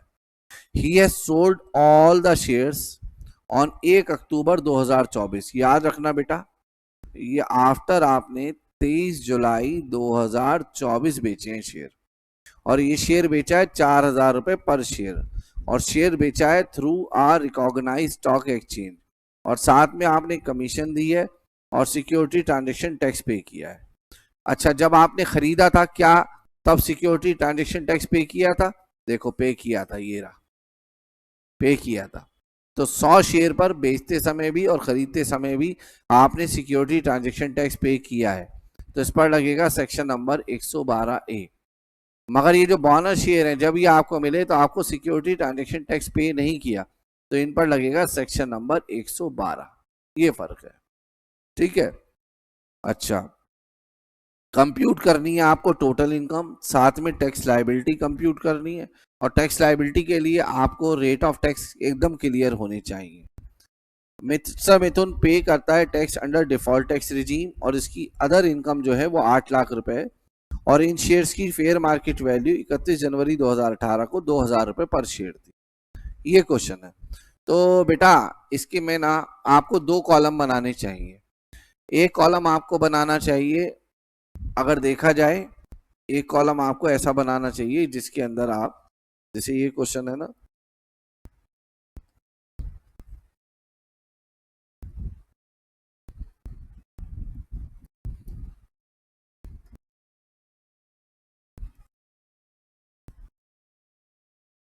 अच्छा इसकी FMV निकालने का तरीका भी बताया गया है 55 सबसेक्शन 2 क्लॉज AC में। FMV कैसे निकालेंगे अगर शेयर लिस्टेड है तो, और शेयर लिस्टेड नहीं है तो, ये भी बताया गया है, ठीक है। तो यहीं पर मैं लिख देता हूं illustration number, practical problem number 1, computation of capital gain. अच्छा, 2 तरह की शेयर्स हैं, एक ओरिजिनल शेयर्स, ये एक काम करते हैं ना, हम यहाँ पे सेल कंसिडरेशन लिख लेते हैं। कितने का एक शेयर बेच रहे हैं बेटा? 4000 का। 200 शेयर्स हैं और 4000 रुपये पर शेयर आप बेच रहे हो। कितने के बेच दिए आपने? 8 लाख के। इसके अलावा भी 8 लाख की इनकम आपकी और है। ब्रोकरेज कितनी दी आपने? 1%। 8 लाख का 1%, 8,000 होती है। आपका नेट सेल कंसिडरेशन कितना आ गया? 7 लाख। अब इसमें से बेटा हमें कॉस्ट ऑफ एक्विजिशन माइनस करनी है, क्योंकि शेयर्स जो आपने बेचे हैं वो 23 जुलाई 2024 के बाद बेचे हैं, ठीक है ना। एक पर लगेगा सेक्शन नंबर 112 ए और एक पर लगेगा 112। तो cost of acquisition of original shares, और जब ओरिजिनल शेयर्स पर कॉस्ट ऑफ एक्विजिशन निकालेंगे तो उस पर सेक्शन नंबर 112 ए लग रहा है, और 112 ए में कभी भी इंडेक्सेशन नहीं करते। तो इसलिए एक काम कर लूँ, इसको अलग अलग ही कर लूँ, क्योंकि दो अलग अलग सेक्शन का है। एक काम करता हूँ बेटा, इसको अलग अलग ही कर लेता हूँ। हाँ, इसको अलग अलग कर लेता हूँ, क्योंकि एक लॉन्ग टर्म है एक शॉर्ट टर्म है। और मैंने यहाँ 112 लिख दिया है बेटा, ये 112 नहीं आएगा, क्योंकि यहाँ पे शॉर्ट टर्म है। 1 दिसंबर 2023 को खरीदे, और आप कौन से दिन बेच रहे हैं बेटा इसको? 1 अक्टूबर 2024 को बेच रहे हैं, 12 महीने से अंदर अंदर। तो ये शॉर्ट टर्म कैपिटल गेन है। अगर हाँ लॉन्ग टर्म होता तो भी सेक्शन फिर 112 होता। तो मुझे इसलिए अलग अलग करना पड़ेगा कैलकुलेशन यहाँ पर। ये करता हूँ, ये ओरिजिनल शेयर्स है और ये बोनस शेयर्स है, ठीक है। ये 4 लाख, ये 4 लाख, ये कमीशन 4,000, ये 4,000। ये कितना कितना आ गया बेटा? Sorry sorry sorry sorry sorry, ये 4 लाख, ये 4 लाख, ये ओरिजिनल शेयर्स हैं और ये बोनस शेयर है। और ये है 4,000, ये भी है 4,000। नेट सेल कंसिडरेशन कितना हो गया? 3,96,000, 3 लाख। अब हमें कॉस्ट ऑफ एक्विजिशन लेनी है ओरिजिनल शेयर्स की। तो ओरिजिनल शेयर्स के लिए हमें एक वर्किंग नोट 1 बनाना पड़ेगा, ठीक है ना। और इसमें से कॉस्ट ऑफ एक्विजिशन माइनस करनी है बोनस शेयर्स की। याद रखिएगा, 1 अप्रैल 2001 के बाद कभी भी बोनस शेयर आपको अलॉट हुए हो तो उनकी हमेशा जो वैल्यू ली जाती है वो नील ली जाती है। तो इसमें वैल्यू ली जाएगी नील बोनस शेयर की, ठीक है ना। आप चाहें तो चेक कर सकते हैं आंसर में भी जाकर। अब हम यहाँ पे इन दोनों को निकाल देंगे, ये आ जाएगा हमारा कैपिटल गेन। एक कैपिटल गेन लॉन्ग टर्म आएगा और एक शॉर्ट टर्म आएगा, ठीक है। ये लॉन्ग टर्म कैपिटल एसेट है ये वाली, और ये वाली शॉर्ट टर्म कैपिटल एसेट है। यहाँ पे मैं वर्किंग नोट नंबर 1 बना रहा हूँ, computation of cost of acquisition under section 55 subsection 2 clause AC। क्या लिखा जाता है बेटा? नंबर 1 क्या लिया जाता है आपका? Purchase price of shares. तो शेयर्स का परचेज प्राइस कितने रुपए पर शेयर था बेटा? 1,000 इंटू 100, 1 लाख रुपए, ठीक है ना। नंबर 2 में FMV as on 31 January 2018, 2,000 into 100, 2 lakh रुपए। और B full value of, full value इसलिए लिखा जाता है क्योंकि अगर लिख दिया जाता कंसिडरेशन तो आप कमीशन माइनस करके लेते, इसलिए फुल वैल्यू का मतलब है कमीशन माइनस मत करना, उससे पहले की वैल्यू लेना। वो है 4,000 इंटू 100, 4 लाख। इन दोनों में लोअर लिया जाता है ऑफ A और B, इन दोनों का लोअर है 2 लाख। फिर बेटा कॉस्ट ऑफ एक्विजिशन होगी under section 55 subsection 2 clause AC higher of 1 और 2 अबव, है ना। वो बनेगा 2 लाख रुपए, ठीक है। ये 2 लाख रुपए आप माइनस करेंगे यहाँ पे इस जगह पर। ये आएगा 1,96,000, ये आएगा 3,96,000। ठीक है ना, ये आ गया। इसके अतिरिक्त आपकी कौन सी इनकम है? 8 लाख एक है और 2,000 रुपए है आपकी डिविडेंड की इनकम, है ना। अब हम यहाँ लिखते हैं कंप्यूटेशन ऑफ टोटल इनकम।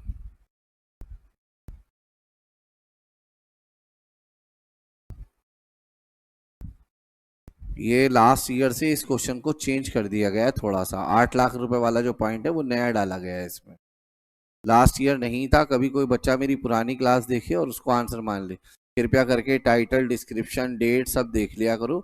इसलिए टैक्स की क्लासेस में हर साल लेकर आता हूँ, जितनी भी कोशिश होती है जितना भी नया से नया लेकर आऊँ लाता हूँ। कॉस्टिंग एफएम की अगर आप पुरानी क्लास भी देख लोगे चल जाएगा। Total income, first of all other income है इसकी 8 लाख रुपए की। डिविडेंड इनकम है 200 शेयर पर 10 रुपए के हिसाब से 2,000 मिला है। Long term capital gain under section 112A 1 lakh, और short term capital gain other than 111 है। जो अदर देन 111A है उस पर भी स्लैब रेट लगेगा। वो कितना है? सबको टोटल कर दो, ये ग्रॉस टोटल इनकम आ जाएगा, या इसी को हम टोटल इनकम कहेंगे क्योंकि आप डिफॉल्ट स्कीम से टैक्स दे रहे हैं तो डिडक्शन तो मिलेगी नहीं अगर आपको कोई है भी तो। सबको टोटल कर दो।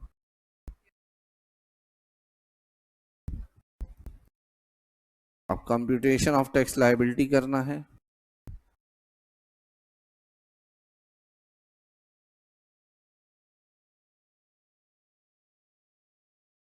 दो कॉलम बनाओ, पर्टिकुलर और rupees. Tax on long term capital gain under section 112A 1,96,000 रुपए का है लॉन्ग टर्म कैपिटल गेन। इसमें से 1,25,000 रुपए माइनस कर लो एग्जेम्पशन के, और उस पर टैक्स लगाओ बेटा 12.5% से लगा दो बेटा।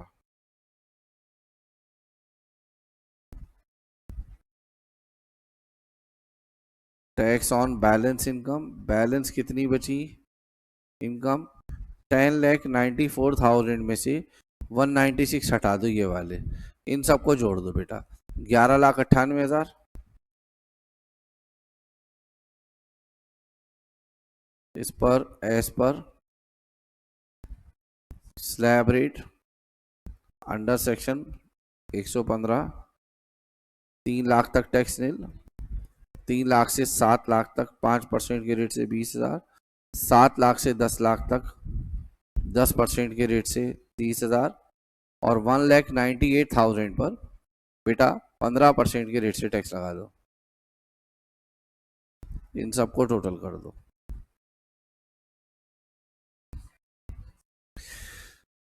एक बार आंसर चेक करना बेटा।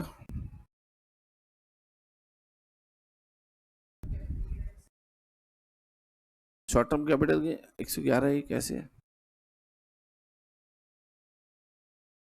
सेक्शन नंबर 111 ये कैसे लग गया इस पे?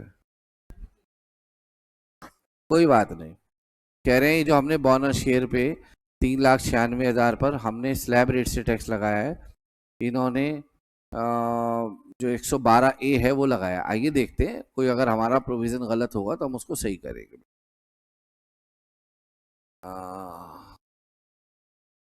शॉर्ट टर्म कैपिटल गेन पर, हाँ ठीक है, 111A ही लगेगा। My mistake, my mistake is, एक मिनट, एक मिनट रुकिए, यही है ना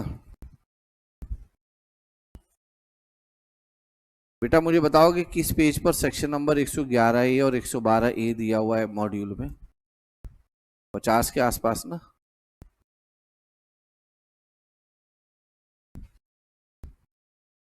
ये दिया हुआ है ना? आइए जरा देखते हैं 111A क्या होता है। देखो ये है आपके सामने,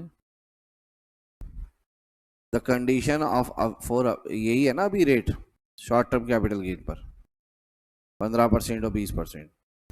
आइए पढ़ते हैं। The condition for availing benefit of this concessional rate are transaction of sale of such equity share और unit should be entered into on और आफ्टर 1 अक्टूबर 2004। ठीक है। Short term capital gain arising from transaction undertaken in foreign currency 15 और 20। ठीक है।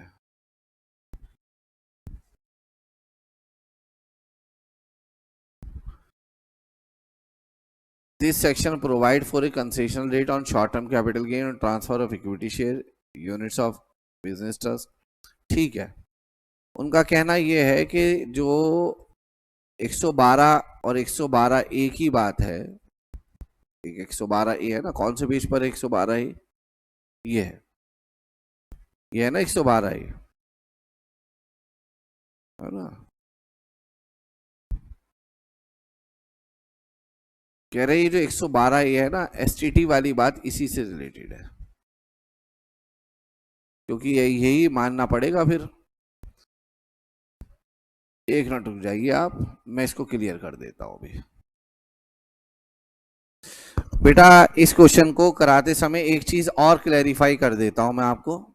जब आप देखेंगे सेक्शन नंबर 112 ए और 111 ए, तो 112 ए और 111 ए में ये जो टैक्स के रेट हैं वो 15 और 20 हैं शॉर्ट टर्म कैपिटल गेन पर, लॉन्ग टर्म पर 10 और 12.5 हैं। ये मैं आपको अमेंडमेंट क्लास में, रिवीजन क्लास में बता चुका हूं। और यहाँ पे हमने ये जोर दिया था कि सिक्योरिटी ट्रांजैक्शन टैक्स पे होना चाहिए ऑन ट्रांसफर सेल और परचेज ऑफ इक्विटी शेयर पर। ये जो सेल और परचेज है ना इक्विटी शेयर पर, अगर देखा जाए तो ये वाली कंडीशन दिया हुआ है अंडर सेक्शन 112 ए के लिए। अगर आप सेक्शन नंबर 111 ए की बात करेंगे तो सेल पर अगर एसटीटी पे हो, एसटीटी पे हो तो 111 ए में आएगा। मतलब सर, मतलब यह है कि हम क्या कर रहे थे, बोनस शेयर पर जो अभी हम क्वेश्चन कर रहे थे, ये देखिए ना, हमने इसलिए वहां पर वो नहीं लिया, क्या बोलते हैं, ये 3,96,000 इस पर हमने लिख दिया अदर देन 111। वो इसलिए हमने लिख दिया क्योंकि हम एक कॉन्सेप्ट को मिसरीड कर रहे हैं, और वो मिसरीड ये कर रहे हैं कि क्वेश्चन में ये कहा गया था कि हमको एक बोनस शेयर मिले हैं, bonus share free of cost मिले होंगे, और बोनस शेयर बेटा सिक्योरिटी ट्रांजैक्शन टैक्स के थ्रू नहीं मिलते हैं। तो इसका मतलब है जब हमें बोनस शेयर मिले तो हमने एसटीटी पे नहीं किया, मगर जब हमने बेचे तो हमने एसटीटी पे किया। अब हम पढ़कर ये आए हैं कि इक्विटी शेयर पर सेल परचेज दोनों समय एसटीटी पे होना चाहिए, तो वो दोनों समय एसटीटी पे देखना है जब आपकी इनकम सेक्शन नंबर 112 ए में कवर हो। मगर यहाँ पे जो बोनस शेयर से इनकम कवर हो रही है, ये जो बोनस शेयर से इनकम कवर हो रही है, शॉर्ट टर्म कैपिटल एसेट्स में कवर हो रही है।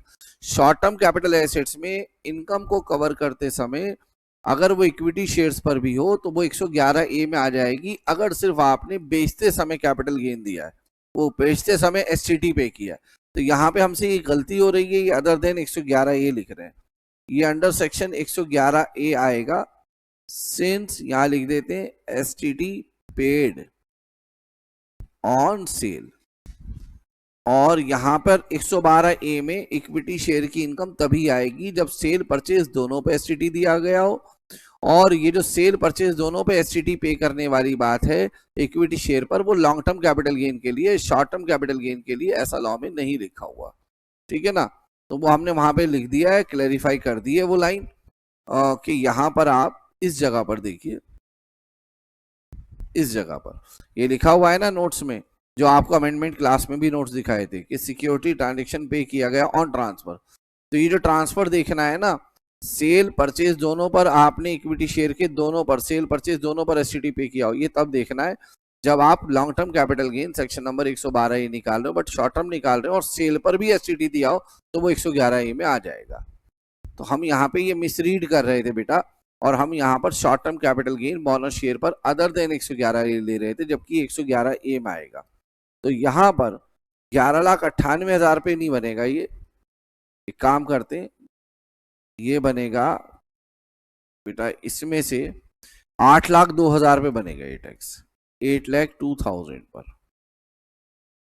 तो 7 लाख तक तो टैक्स हो गया 20,000, और बाकी बेटा 1,02,000 पर 10% के रेट से आपका टैक्स बनेगा 10,200, टोटल टैक्स बनेगा 30,200। इसके बाद आता है जी tax on short term capital gain under section 111A at the rate, ये टैक्स बनेगा क्योंकि 23 जुलाई 2024 के बाद ट्रांसफर हुआ है, तो ये बनेगा 20% के रेट से। 23 जुलाई 2024 के बाद, 23 जुलाई 2024 से पहले 15% था, अभी 20% है, तो 3,96,000 रुपए का 20% टैक्स निकाल दो। ये गलती हम कर रहे थे। गलती क्या थी हमसे? हम ये कह रहे थे कि सिक्योरिटी ट्रांजैक्शन टैक्स पे हुआ हो इक्विटी शेयर पर सेल और परचेज दोनों करते समय, वो जो आपको देखना है वो long term capital gain under section 112A निकालते समय देखना है। बट अगर आप short term capital gain under section 111A निकाल रहे हैं इक्विटी शेयर पर और आपने सेल पर भी सिक्योरिटी ट्रांजैक्शन टैक्स दिया है, तो सेक्शन नंबर 111A लग जाएगा। ठीक है, हमने मिसरीड ये किया, हमने कहा कि सेल पर तो है security transaction tax, bonus share के परचेज पर नहीं है, इसलिए 111 ये नहीं लगेगा। लॉ कहता है नहीं आप गलत पढ़ रहे हैं, ये प्रोविजन जो देखना है सेल परचेज दोनों पर एसटीटी पे किया हो, ये लॉन्ग टर्म कैपिटल गेन पर देखना है इक्विटी शेयर के। अगर इक्विटी शेयर पर कोई लिस्टेड इक्विटी शेयर पर अगर कोई शॉर्ट टर्म कैपिटल गेन होता है और आपने सेल करते समय भी सिक्योरिटी ट्रांजेक्शन टैक्स दे दिया तो 111 ये लग जाएगा। हाँ, अगर आप सेल करते समय भी एसटीटी ना देते तो फिर 111 ही नहीं लगता, फिर अदर दिन 111 ही होता। ये चीज चेंज आई है पिछले साल के मुकाबले पर, ये क्वेश्चन में चेंज आया है, कुछ अमेंडमेंट नहीं है, क्वेश्चन को बदला है उन्होंने लास्ट ईयर के। अब इसका टोटल कर दीजिएगा बेटा आप, 1,18,275, 118,275 रिबेट मिलेगी नहीं, इस पर हेल्थ एंड एजुकेशन सेस लगा दीजिए, बताइए कितना बचा? 4,731 रुपए। इनको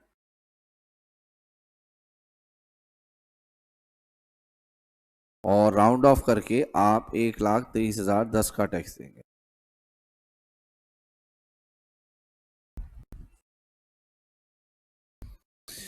ये कुछ चीजें हमारी क्लैरिफाई हुई क्वेश्चन करने से, जो मैंने आपको बता दी। ठीक है, मैं फिर से एक बार रिपीट कर देता हूं इस पॉइंट को, देख लो बेटा। अच्छा, ये हमारे नोट्स में कॉन्सेप्ट नंबर 23, 24, 25 की एक समरी लिखी हुई है, इस समरी को अब आप ना ही डिस्कस करें तो अच्छा है। ठीक है ना, ये समरी नोट्स में अगर आपको मिलेगी तो इस समरी पर मैं काटा मार देता हूं, इसको डिस्कस ना करें।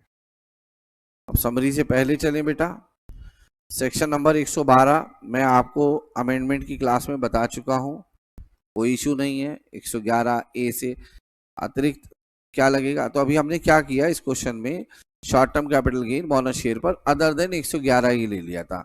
हमारा पॉइंट ये था कि जो हमने इक्विटी शेयर बोनस शेयर बेचे हैं उनके बेचते समय तो एसटीटी पे किया है, खरीदते समय नहीं किया। तो लॉ कहता है कि खरीदते और बेचते समय तब देखना है एसटीटी जब long term capital gain 112A में कंप्यूट कर रहे हो। अगर आप short term capital gain compute करते समय short term capital gain section number 111A में कंप्यूट कर रहे हो इक्विटी शेयर पर, तो सेल करते समय भी अगर आपने एसटीटी दिया है तो इक्विटी शेयर वाला जो शॉर्ट टर्म कैपिटल गेन है वो 111 में कवर हो जाएगा। इसलिए बोनस शेयर पर क्योंकि हमने बेचते समय एसटीटी पे किया है, इसलिए वो सेक्शन नंबर 111 में कवर हो जाएगा। दूसरी बात जो जरूरी है, जितना भी आपने एसटीटी पे किया है चाहे बेचते समय पे किया हो या खरीदते समय, उसकी कोई डिडक्शन कैपिटल गेन में नहीं मिलेगी। हाँ, अगर आप बिजनेसमैन होते, आपको शेयर बेचने खरीदने का ही काम होता, तो बेचते समय खरीदते समय जो एसटीटी आपने पे किया है वो आप अपनी डिडक्शन ले सकते थे under section 36 sub section 1 clause XB, ये पीजीबीपी में सेक्शन है। ठीक है ना, कैपिटल गेन की इनकम कंप्यूट करते समय एसटीटी की डिडक्शन आप नहीं लेंगे। ठीक है, ये मैंने आपको बात बता दी। अब आइए क्वेश्चन नंबर 2 पर।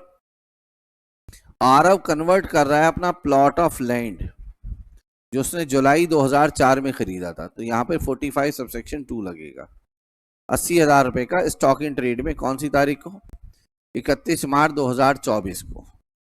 तो याद रखिएगा ट्रांसफर हुआ है 23-24 में, 23 जुलाई 2024 से पहले।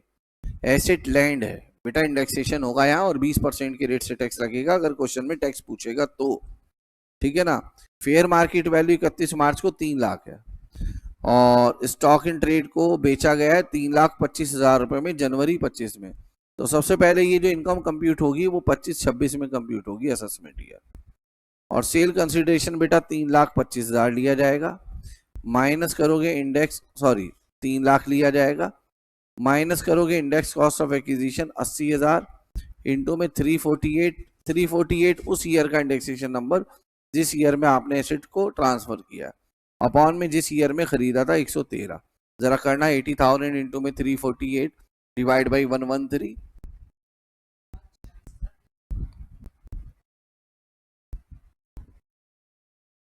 ये माइनस कर देंगे, ये आएगा 53,628। ये आ गया आपका लॉन्ग टर्म कैपिटल गेन। और इस लॉन्ग टर्म कैपिटल गेन पर अगर टैक्स पूछेगा तो 20% के रेट से लगेगा। और 3 लाख और 3,25,000 का जो डिफरेंस है वो पीजीबीबी की इनकम है 25,000। प्लीज देख लीजिए यही आंसर है या नहीं एक बार। ठीक है, ये हो गया आंसर। ठीक है, Mrs. Harshita purchased a land at a cost of rupees 35 lakh in the financial year 45 and held the same as per capital asset till 20th March 2024। Harshita ने एक लैंड खरीदी थी 35 लाख रुपए की 2004-5 में और इन्होंने अपने पास इसे एज ए कैपिटल एसेट रखा 20 मार्च को। 21 मार्च को इन्होंने अपना रियल एस्टेट का बिजनेस, तो यहाँ पर भी बेटा 45 सबसेक्शन 2 लगेगा। और इन्होंने इस लैंड को कन्वर्ट कर दिया स्टॉक इन ट्रेड में और उस दिन फेयर मार्केट वैल्यू 210 लाख है। बेटा जो सेल कंसिडरेशन है वो 210 लाख माना जाएगा। ठीक है ना। और क्योंकि ये 21 मार्च 2024 को हुआ है, 23 जुलाई 2024 से पहले, तो आप इंडेक्सेशन भी करेंगे। मगर आगे कहानी में ट्विस्ट है, इन्होंने कंस्ट्रक्ट किए इस लैंड पर 15 फ्लैट इक्वल साइज के, इक्वल क्वालिटी, सेम डायमेंशन, और कंस्ट्रक्शन करने की कॉस्ट एक फ्लैट को 10 लाख रुपए आई। बेटा ये जो कंस्ट्रक्शन पर पैसा खर्च किया जा रहा है ये स्टॉक इन ट्रेड पर किया जा रहा है। ठीक है ना, आप इसको कॉस्ट ऑफ इंप्रूवमेंट नहीं कहेंगे। एसेट को स्टॉक इन ट्रेड में कन्वर्ट करने के बाद उसके ऊपर फ्लैट बनाया जा रहा है, तो ये बेटा बिजनेस का एक्सपेंडिचर है। कंस्ट्रक्शन कंप्लीट हो गया फरवरी 2025 में। इसने 10 फ्लैट, 15 में से 10 फ्लैट बेच दिए, 30 लाख रुपए का एक फ्लैट मार्च 2025 में, और रिमेनिंग इनके पास अभी भी स्टॉक में है। तो रिमेनिंग जब बिकेंगे तब इनकम निकालेंगे। अभी इन्होंने 10 फ्लैट बेचे हैं, 15 में से 10 का मतलब है 2/3 प्रॉपर्टी बेच दी है, 1/3 इनके पास अभी भी है। तो सेल कंसिडरेशन जो हम 210 लाख ले रहे थे वो 210 लाख नहीं लेंगे। 210 लाख जो है ना वैल्यू, वो उस जमीन की है जिस पर 15 फ्लैट बने। मगर लॉ ये कहता है कि जब आप इसको बेचोगे तब टैक्स लगेगा। तो आपने 15 में से मात्र 10 फ्लैट बेचे हैं, तो 10 फ्लैट बेचे हैं तो आप फेयर मार्केट वैल्यू भी जो 10 फ्लैट की लैंड की फेयर मार्केट वैल्यू वो लेंगे। यानी कि यहाँ सेल कंसिडरेशन निकालते समय 210 लाख को 15 से डिवाइड कर दो, 10 से मल्टीप्लाई कर दो, और ये 1,40,00,000 रुपए आएगा। ये 1,40,00,000 रुपए आपका सेल कंसिडरेशन है 15 फ्लैट की लैंड का। 15 फ्लैट की लैंड का ये सेल कंसिडरेशन है। और बाकी 5 फ्लैट जब बिकेंगे तो बाकी बचा हुआ 70 लाख पर कैपिटल गेन पर तब टैक्स लगेगा। इसमें से माइनस करेंगे इंडेक्स कॉस्ट ऑफ एक्विजिशन। अब 35 लाख कॉस्ट ऑफ एक्विजिशन है, ये लिखा हुआ 35 लाख कॉस्ट ऑफ एक्विजिशन है स्टार्टिंग में।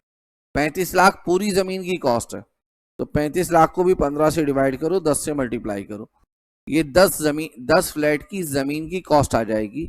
और इनटू में करेंगे इसे बेटा 348 और डिवाइड बाई करेंगे बेटा 23-24 का, कौन से ईयर में खरीदी थी, 4-5 में। बेटा बताओगे 113। बताओ बेटा 35 लाख इंटू में 10 डिवाइड बाई 15 इंटू में 348 इंटू में 113,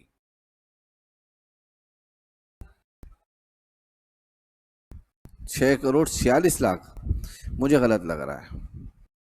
35 लाख डिवाइड बाई 15 इंटू में 10 इंटू में 348 डिवाइड बाई 113। बताए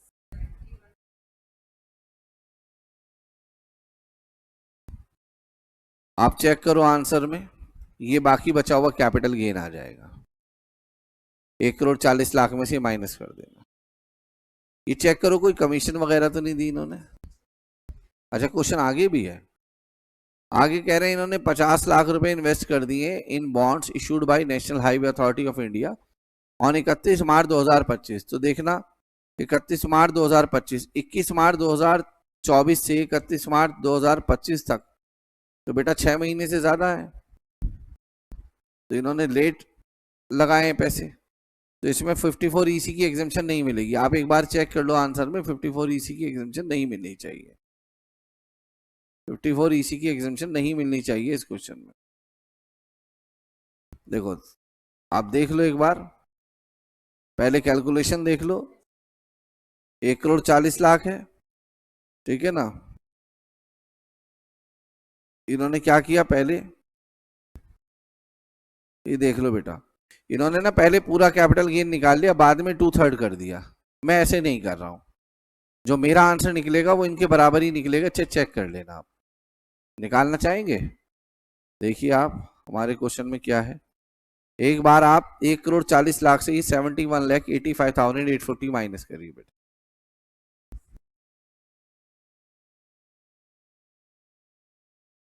यही आंसर होगा कैपिटल गेन का, आप चाहे चेक कर लें बेटा से, आंसर यही आएगा बेटा आपका।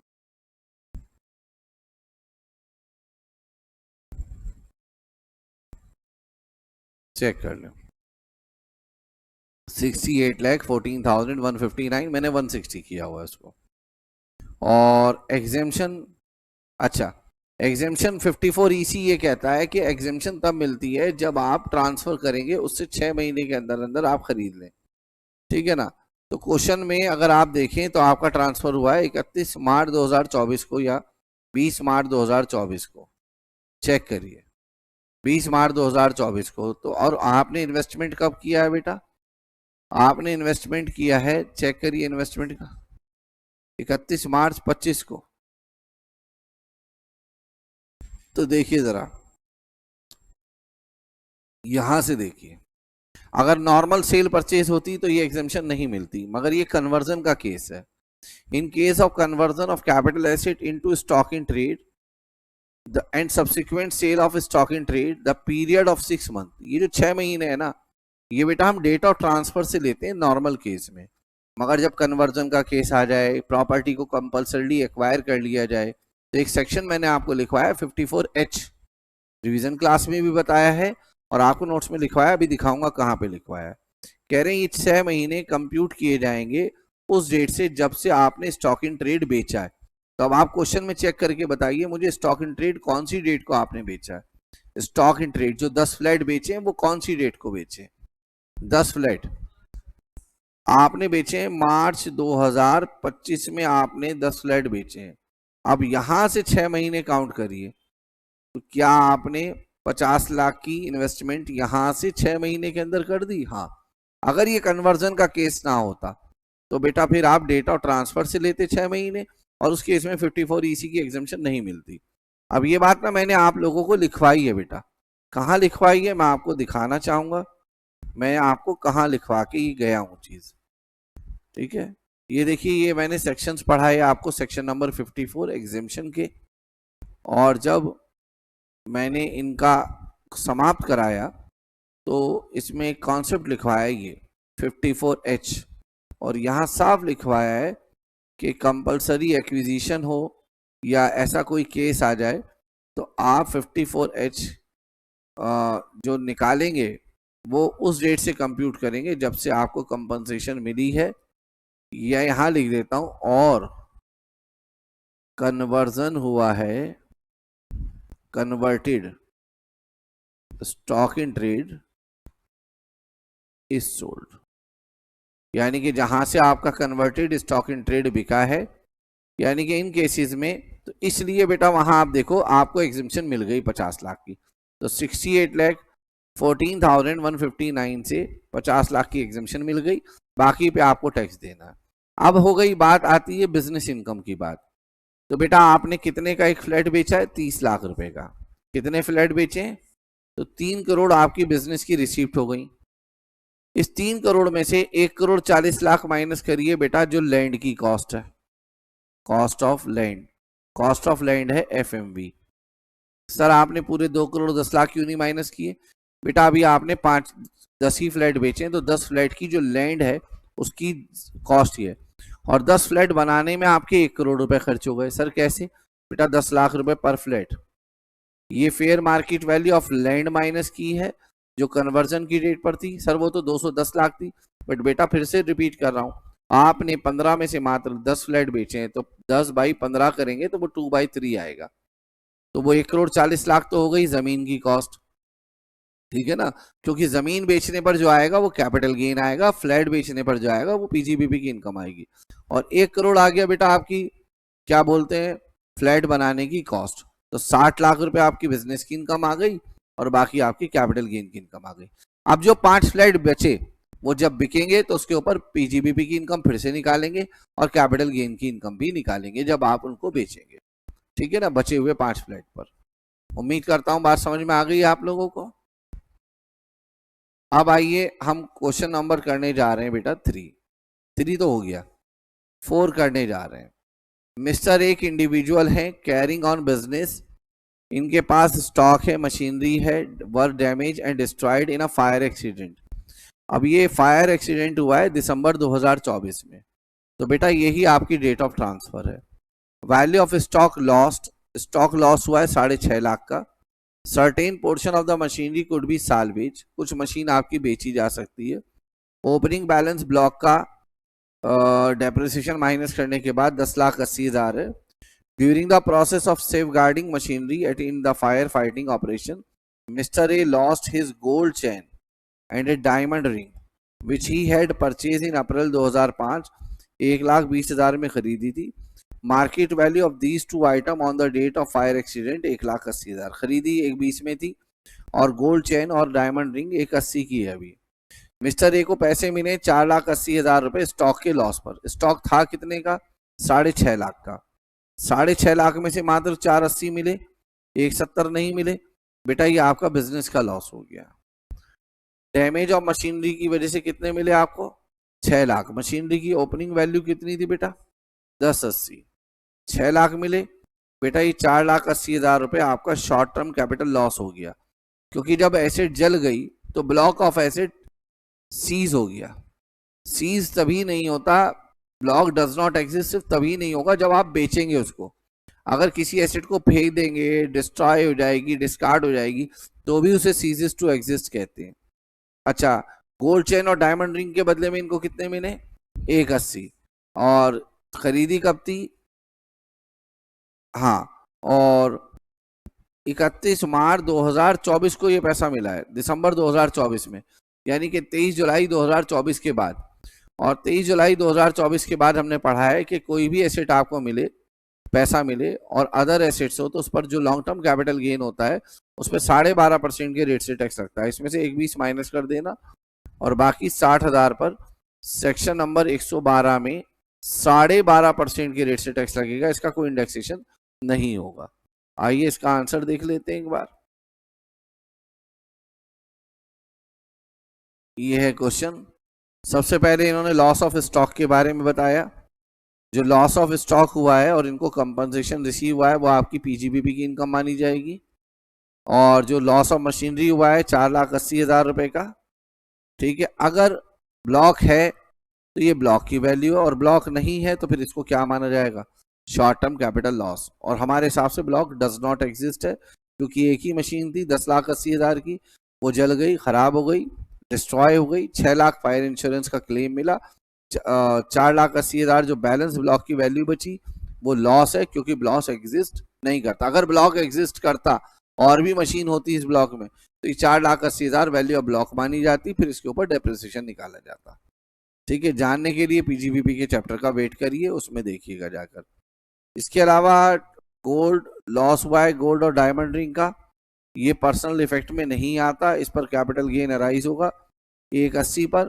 1,80 में से 1,20 की कॉस्ट माइनस हो जाएगी, बाकी 60,000 आपकी इनकम मानी जाएगी। ठीक है, same shall be chargeable to tax as capital gain. इस पर कैपिटल गेन पर टैक्स लगेगा। अगर ये पूछ लेता किस रेट से लगेगा तो 12.5%, ठीक है, लगता, क्योंकि 23 जुलाई 2024 के बाद ये एसेट डिस्ट्रॉय हुई है। ये था जी क्वेश्चन नंबर आपका 4, अभी हम 5 पढ़ने जा रहे हैं। सार्थक एंटर हुआ है इनटू एन एग्रीमेंट। अब जैसे ये क्वेश्चन मैं करा रहा हूं, आपको चाहिए आप फेयरली इसको करें, ज्यादा टाइम नहीं लगेगा, बट करें, इलस्ट्रेशन ना करें, कम से कम प्रैक्टिकल प्रॉब्लम तो करें आप। Sarthak entered into an agreement with Mr. Jay Kumar to sell his residential house located at Kanpur on 16 अगस्त। 1.5 करोड़ में घर बेचने का एग्रीमेंट हो गया। सेल प्रोसीड कुछ ऐसे दी जाएगी, 20% through account payee bank draft on the date of agreement, 60% possession पर, और फिर बाद में after completion of registration title. ठीक है जी। Mister Jai Kumar was handed over the possession of the property on 15 December. Jai Kumar ने प्रॉपर्टी हैंडओवर कर दी 15 दिसंबर को। रजिस्ट्रेशन कंप्लीट हुआ 14 जनवरी को, और उसने sale proceed as per the sale agreement pay कर दी। Value determined by stamp authority, याद रखिएगा यहां पर जो वैल्यू है date of agreement, date of agreement कब की है जी हमारी? डेट ऑफ एग्रीमेंट है 16 अगस्त 2024 की। तो बेटा एक बार देखिएगा, थोड़ी अभी बैटरी चेंज कर ली हमने। 1.5 करोड़ रुपए 16 अगस्त 2024 को बातचीत हुई है इनके बीच में कि प्रॉपर्टी बेचेंगे। तो यहाँ पे ना आपको स्टैम्प ड्यूटी वैल्यू जो क्वेश्चन में दी है ना, वो कई सारी दी है। 16 अगस्त की अलग दी है, 15 दिसंबर की अलग दी है, 14 जनवरी की अलग दी है। तो आप डेट ऑफ एग्रीमेंट की स्टैम्प ड्यूटी वैल्यू लेंगे अगर डेट ऑफ एग्रीमेंट पर कंसिडरेशन फुल या उसका पार्ट अकाउंट पे ही चेक से मिल गया है। क्वेश्चन में देखिए अकाउंट पे ही चेक और अकाउंट पे ही ड्राफ्ट से आपको 20% कंसिडरेशन आपने पे कर दिया है, तो इस डेट की जो स्टैम्प ड्यूटी वैल्यू होगी वो कंसीडर की जाएगी। वो है बेटा 1,70,00,000 रुपए, और सेल कंसिडरेशन बता रहा है 1.5 करोड़ रुपए। तो 1.5 करोड़ का सबसे पहले 110% करो बेटा, यह आ जाएगा 1,65,00,000 रुपए। यहाँ पे सेक्शन नंबर लग रहा है बेटा 50C, जिसमें कहा गया है कि अगर कोई लैंड और बिल्डिंग या दोनों का सेल कंसिडरेशन का 110% भी स्टैम्प ड्यूटी वैल्यू से कम है तो sale consideration stamp duty value माना जाता है। और स्टैम्प ड्यूटी वैल्यू उस डेट की ली जाती है जो डेट ऑफ एग्रीमेंट की स्टैम्प ड्यूटी वैल्यू है, प्रोवाइडेड डेट ऑफ एग्रीमेंट पर या उससे पहले आपने बायर से कंसिडरेशन फुल या पार्ट अकाउंट पे चेक और अकाउंट पे ड्राफ्ट से ले के थ्रू रिसीव कर लिया हो। और अगर रिसीव नहीं किया होता ये पैसा इसने, तो बेटा फिर डेट ऑफ रजिस्ट्रेशन की वैल्यू ली जाती। अभी 1,70,00,000 रुपए जो है 1,65,00,000 से ज्यादा है, इसलिए सेल कंसिडरेशन 1,70,00,000 लिया जाएगा। मिस्टर सार्थक ने एक्वायर कर लिए एक और रेसिडेंशियल हाउस कानपुर में ही 1 अप्रैल 2001 को ये प्रॉपर्टी ली थी, सॉरी ये प्रॉपर्टी इन्होंने 1 अप्रैल 2001 को ली थी 30 लाख रुपए की। After recovering the cell proceed from जय कुमार, इसने एक और घर खरीदा है, एक नहीं 2 घर खरीदे हैं इसने, एक कानपुर में 20 लाख का और एक दिल्ली में 35 लाख का। क्या 2 प्रॉपर्टी खरीदने पर 54 की एग्जेम्पशन मिल सकती है? हाँ, अगर आपका कैपिटल गेन 2 करोड़ से कम हो। और मैं मानता हूं यहाँ पे 1,70,00,000 तो सेल कंसिडरेशन ही है, तो वैल्यू 2 करोड़ से कम आएगी। अच्छा, ये काम ट्रांसफर हो किस दिन रहा है? ट्रांसफर हो रहा है 16 अगस्त 2024 को एग्रीमेंट, यानी कि 23 जुलाई 2024 के बाद। और आपको मैंने अमेंडमेंट में बताया कि 23 जुलाई 2024 के बाद अगर कोई लैंड और बिल्डिंग बेची जाती है और इंडिविजुअल के थ्रू बेचता है, इसमें जो हमारा सार्थक है वो इंडिविजुअल है, रेसिडेंट असेसी है, तो इसको कैपिटल गेन 2 तरीके से कंप्यूट करना है, एक बार विद इंडेक्सेशन और एक बार विदाउट इंडेक्सेशन। विद इंडेक्सेशन जो कंप्यूट करेगा उस पर 20% टैक्स लगेगा, विदाउट इंडेक्सेशन जो कंप्यूट करेगा 12.5% इसको टैक्स देना है। ठीक है, और एग्जेम्पशन इसको मिल जाएगी। इनकम कंप्यूट करनी है under the head capital gain for mister सार्थक, और यहाँ पे आप देखिए पीरियड वो भी दिए हुए हैं आपको, कॉस्ट ऑफ इन्फ्लेशन इंडेक्स। एक काम करते हैं, हम 2 बार इसकी इनकम निकालते हैं। एक बात तो तय है कि सेल कंसिडरेशन 1,70,00,000 रहेगा दोनों केसेस में। इंप्रूवमेंट कोई है ही नहीं, प्रॉपर्टी खरीदी थी कब? 1 अप्रैल 2001 को 30 लाख की, तो यहाँ पे विदाउट इंडेक्सेशन में तो 30 लाख माइनस कर देता हूँ, और यहाँ पे 30 लाख इंटू में कितना आएगा बेटा? 363 डिवाइड बाई 100, 363 डिवाइड बाई 100, बताओ कितना आएगा ये? 1 करोड़ 8 लाख। ये माइनस कर दीजिए, ये 1 करोड़ 40 लाख आएगा, और ये आएगा 61,10,000। इस वाले पर 20% के रेट से टैक्स देना और इस पर 12.5% के रेट से टैक्स देना है। मगर अभी नहीं, अभी रुको, इसमें से बेटा अभी एग्जेम्पशन भी तो माइनस करनी है, तो इसमें से हम एग्जेम्पशन माइनस करते हैं पहले। जो इसने दिल्ली में खरीदा है घर, वो खरीदा है 24 मार्च 2025 को, तो पीरियड में खरीद लिया इसने दूसरा 28 मई को, तो 55 लाख की एग्जेम्पशन मिलेगी। इसमें से 55 लाख माइनस कर दीजिए और इसमें से भी 55 लाख माइनस कर दीजिए। माइनस करके इनकम बताइए, ये आएगा 6,10,000, ये 85 लाख आएगा। देखना कोई और इनकम भी है क्या क्वेश्चन में? कोई इनकम नहीं है। इस पर बेटा 20% टैक्स लगा दो, और ये भी तब जब आप ये मानोगे कि कोई और इनकम है तो फिर एग्जेम्पशन वहां से माइनस हो रही होगी, और इस पे कितना निकाल दो, 12.5%। आंसर में देखो बेटा, उन्होंने एक ही से किया होगा 20% से, है ना, क्योंकि वो जानते हैं, वो तो जानते हैं, हम और आप थोड़ी जानते हैं बिना कैलकुलेशन किए कि 20% से कम आएगा आंसर। तो देखो इन्होंने 1.5 करोड़ और 1 करोड़ 70 लाख में पहले 1 करोड़ 70 लाख लिया, तो आपने ना डायरेक्ट ऐसे नहीं लिख देना सेल कंसिडरेशन 1 करोड़ 70 लाख, बीच में डालना है नोट नंबर 1 और नीचे नोट नंबर 1 को एक्सप्लेन करना है as per section number 50C subsection 1, if land building और both is transferred and 110% of actual sale consideration is less than the stamp duty value as exists on the date of agreement, then stamp duty value shall be taken as sale consideration, and stamp duty value shall be taken as exists on the date of agreement if full consideration or part of the consideration received by the seller through account pay check or account pay draft on or before date of agreement। ये पूरा note लिखकर आना पड़ेगा, तब 1 करोड़ 70 लाख लिखना, तब number मिलेंगे आपको। और इन्होंने डायरेक्ट 30 लाख माइनस कर दिया, 1 करोड़ 40 लाख आ गया, 55 लाख माइनस किए इन्होंने, और ये आपका long term capital gain tax आ गया, ठीक है ना। और इन्होंने यहाँ पे ये नोट में लिख दिया है, it may be noted that Sarthak has transferred residential house on और after 23 July 2024 acquired before said date. तो आप चाहें तो 20% के रेट से भी टैक्स निकाल सकते हैं और उसे विद इंडेक्सेशन निकालना, और 12.5% विदाउट इंडेक्सेशन। तो हमने, अगर हम देखो हमने क्या किया है, दोनों तरीके से निकाला है। आप देखिए हमने दोनों तरीके से निकाला है बेटा।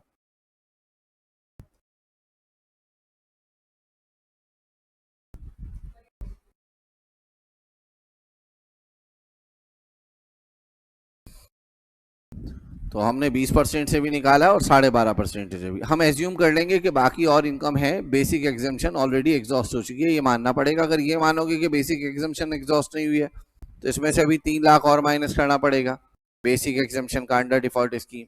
फिर आपको रिबेट का भी चक्कर रहेगा, क्योंकि क्वेश्चन में हमसे पूछा क्या है, कंप्यूट करना है income under the head capital gain. सिर्फ इनकम पूछिए तो हमारा आंसर यहाँ पे खत्म हो गया। ये 20% और 12.5% मैंने सिर्फ नॉलेज के लिए बताया, ये तब करते जब क्वेश्चन में इनकम के अलावा अगर आपसे टैक्स लायबिलिटी भी पूछता, और टैक्स लायबिलिटी पूछेगा तो बाकी की इंफॉर्मेशन भी देगा कि इसकी अदर इनकम कितनी है, क्योंकि अगर नहीं देगा तो हम एज्यूम करेंगे कि अदर इनकम इसकी 3 लाख से ज्यादा है और इसको अब रिबेट और कोई बेसिक एग्जेम्पशन नहीं मिलेगी। फिर उस केस में 6,10,000 पर 20% के रेट से और 85 लाख पर 12.5% के रेट से टैक्स निकालेंगे। फिलहाल हमने दोनों से इनकम कंप्यूट करके दिखाया। आईसीआई ने तो नोट डाल रखा है 6,10,000 का, आप इनकम कंप्यूट कर देना। मिसेज यूवी का, उम्मीद करता हूं बेटा आप लोगों को समझ में आ गई बात। जितनी बात पूछी है क्वेश्चन में उतना ही जवाब देना है। क्वेश्चन में आपसे टैक्स नहीं पूछा था, सिर्फ कैपिटल गेन पूछा था, इसलिए आप अपना आंसर क्लोज कर सकते हैं 6,10,000 पर और 85 लाख पर, ठीक है ना। हाँ, अगर क्वेश्चन में टैक्स लायबिलिटी पूछ लेता तो आप अजम्पशन लिखते क्लियर कट शब्दों में, we are assuming basic exemption and rebate is not available to mister Sarthak, it is already exhausted, ठीक है ना। Therefore, computation of tax liability on capital gain will be as follow: 6,10,000 पर 20% के rate से tax और 85 लाख पर 12.5% के रेट से tax, plus 4% health and education cess, जो कि 6,10,000 का 20% ही टैक्स कम बनेगा, और ये 6,10,000 पर 20% के रेट से टैक्स देगा, ठीक है ना। Question number 6, Mrs Yuvika bought a vacant land for 80 lakh in May 2005. Registration and other expenses 10% थे कॉस्ट ऑफ लैंड का, 8 लाख रुपए, 88 लाख की रुपीस की लैंड हो गई इनकी। इन्होंने इसके ऊपर रेसिडेंशियल बिल्डिंग बना ली और उस पर बनाने पर 100 लाख रुपए खर्च हुआ 7-8 में। तो बेटा लैंड एक अलग एसेट है और बिल्डिंग एक अलग एसेट है। तो लैंड इनके पास मई 2005 से है और बिल्डिंग इनके पास ईयर 7-8 से है। She entered into an agreement for sale of above residential house to with Mr. Johar, जो कि रिलेटिव नहीं है, अप्रैल 2015 में। Sale consideration was fix 700 lakh. Mrs Yubika को 20 लाख रुपए एडवांस मिल गए in cash by executing an agreement. However, due to failure on part of Mr. Johar, the said negotiation could not be materialized and hence the said amount of was forfeited. तो ये 20 लाख रुपए इनकी income from other source मानी गई होगी। और कौन से ईयर में इनकम फ्रॉम अदर सोर्स मानी गई होगी? 2015-16 में, प्रीवियस ईयर 15-16 में। इसका प्रीवियस ईयर 24-25 से कोई लेना देना नहीं है। युविका ने दोबारा एक एग्रीमेंट किया 1 मई 24 को, sale of this house 810 lakh rupees में। उनको 80 लाख रुपए एडवांस मिले by RTGS। Stamp duty value on date of agreement 890 lakh रुपए थी। तो बेटा इनको 80 लाख रुपए एडवांस मिले और एग्रीमेंट की डेट पर स्टैम्प ड्यूटी वैल्यू 890 लाख है और सेल डीड एग्जीक्यूट और रजिस्टर्ड की गई 14 जुलाई को फॉर द एग्रीड कंसिडरेशन, जबकि इस दिन स्टैम्प ड्यूटी वैल्यू 900 लाख रुपए है। तो अब हमें देखना है कि RTGS आता है या नहीं आता है। तो RTGS, NEFT, अकाउंट पे चेक, अकाउंट पे ड्राफ्ट, ECS सारे मोड आते हैं। तो इसमें हमारे लिए जो relevant stamp duty value answer में चेक करो वो 890 लाख होनी चाहिए, ठीक है ना। और बेचने का एग्रीमेंट कितने पे किया गया? 810 लाख पर। 810 लाख का सबसे पहले आप 110% करो, 891 लाख आएगा। एक्चुअल कंसिडरेशन का 110% आपके स्टैम्प ड्यूटी वैल्यू से ज्यादा है, इसलिए इस क्वेश्चन में आपका सेल कंसिडरेशन जो है वो 810 लाख ही है। तो जब आप कैपिटल गेन की कैलकुलेशन करेंगे तो 810 लाख नहीं, ठीक है। द स्टैम्प मिसिस यूबिका paid 1% brokerage on sale consideration, कोई बात नहीं। सेल कंसिडरेशन 810 लाख रुपए, कमीशन हो गई बेटा 8.1 लाख रुपीस, माइनस कर दो नेट सेल कंसिडरेशन आ जाएगा 801.9। इसमें से आपको दो चीजों का इंडेक्सेशन करके माइनस करना है, क्योंकि जो सब कुछ हुआ है बेटा ये 14 जुलाई तक हो गया, 23 जुलाई से पहले पहले, और 23 जुलाई से पहले हो जाता है तो इंडेक्सेशन होता है लैंड एंड बिल्डिंग के केस में, हर केस में होता है। इंडेक्सेशन करेंगे, indexation cost of acquisition, index cost of acquisition.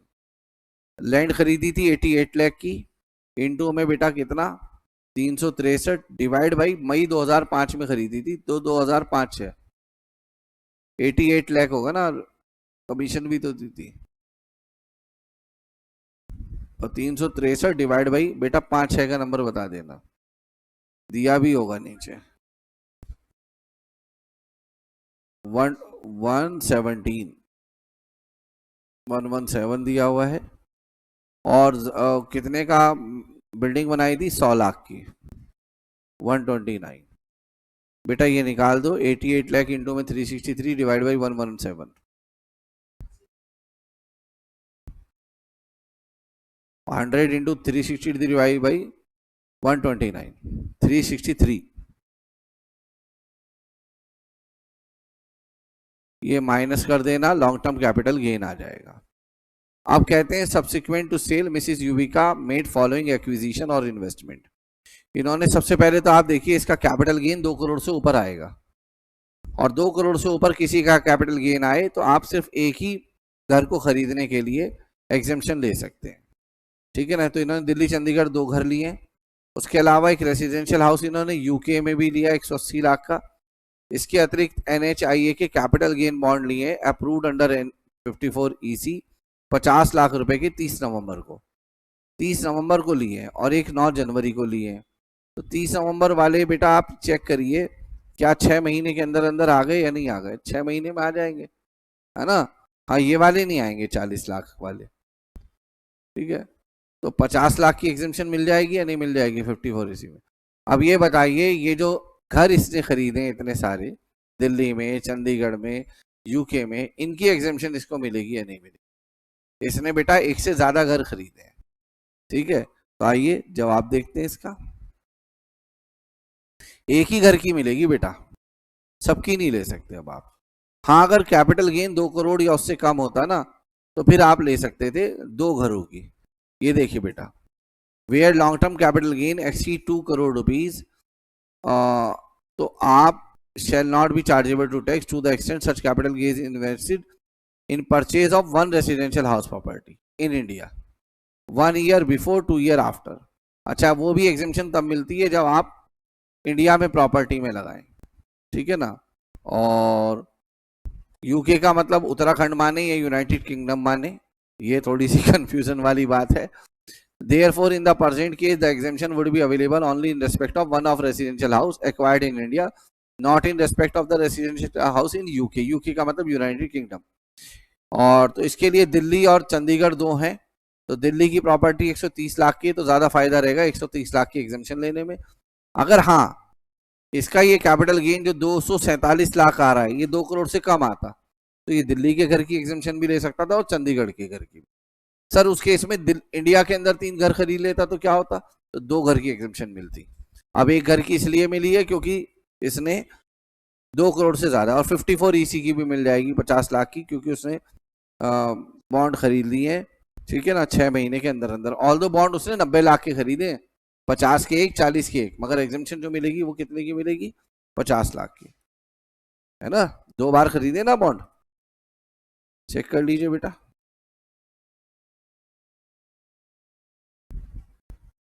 एक बार खरीदे 50 लाख के और एक बार 40 लाख के, तो 50 लाख की हम एग्जेम्पशन ले लेंगे। तो इसमें जो भी आएगा बेटा, एक तो दिल्ली वाले घर की एग्जेम्पशन लेंगे सेक्शन 54 में 130 लाख की, और 50 लाख की एग्जेम्पशन लेंगे 54 EC में।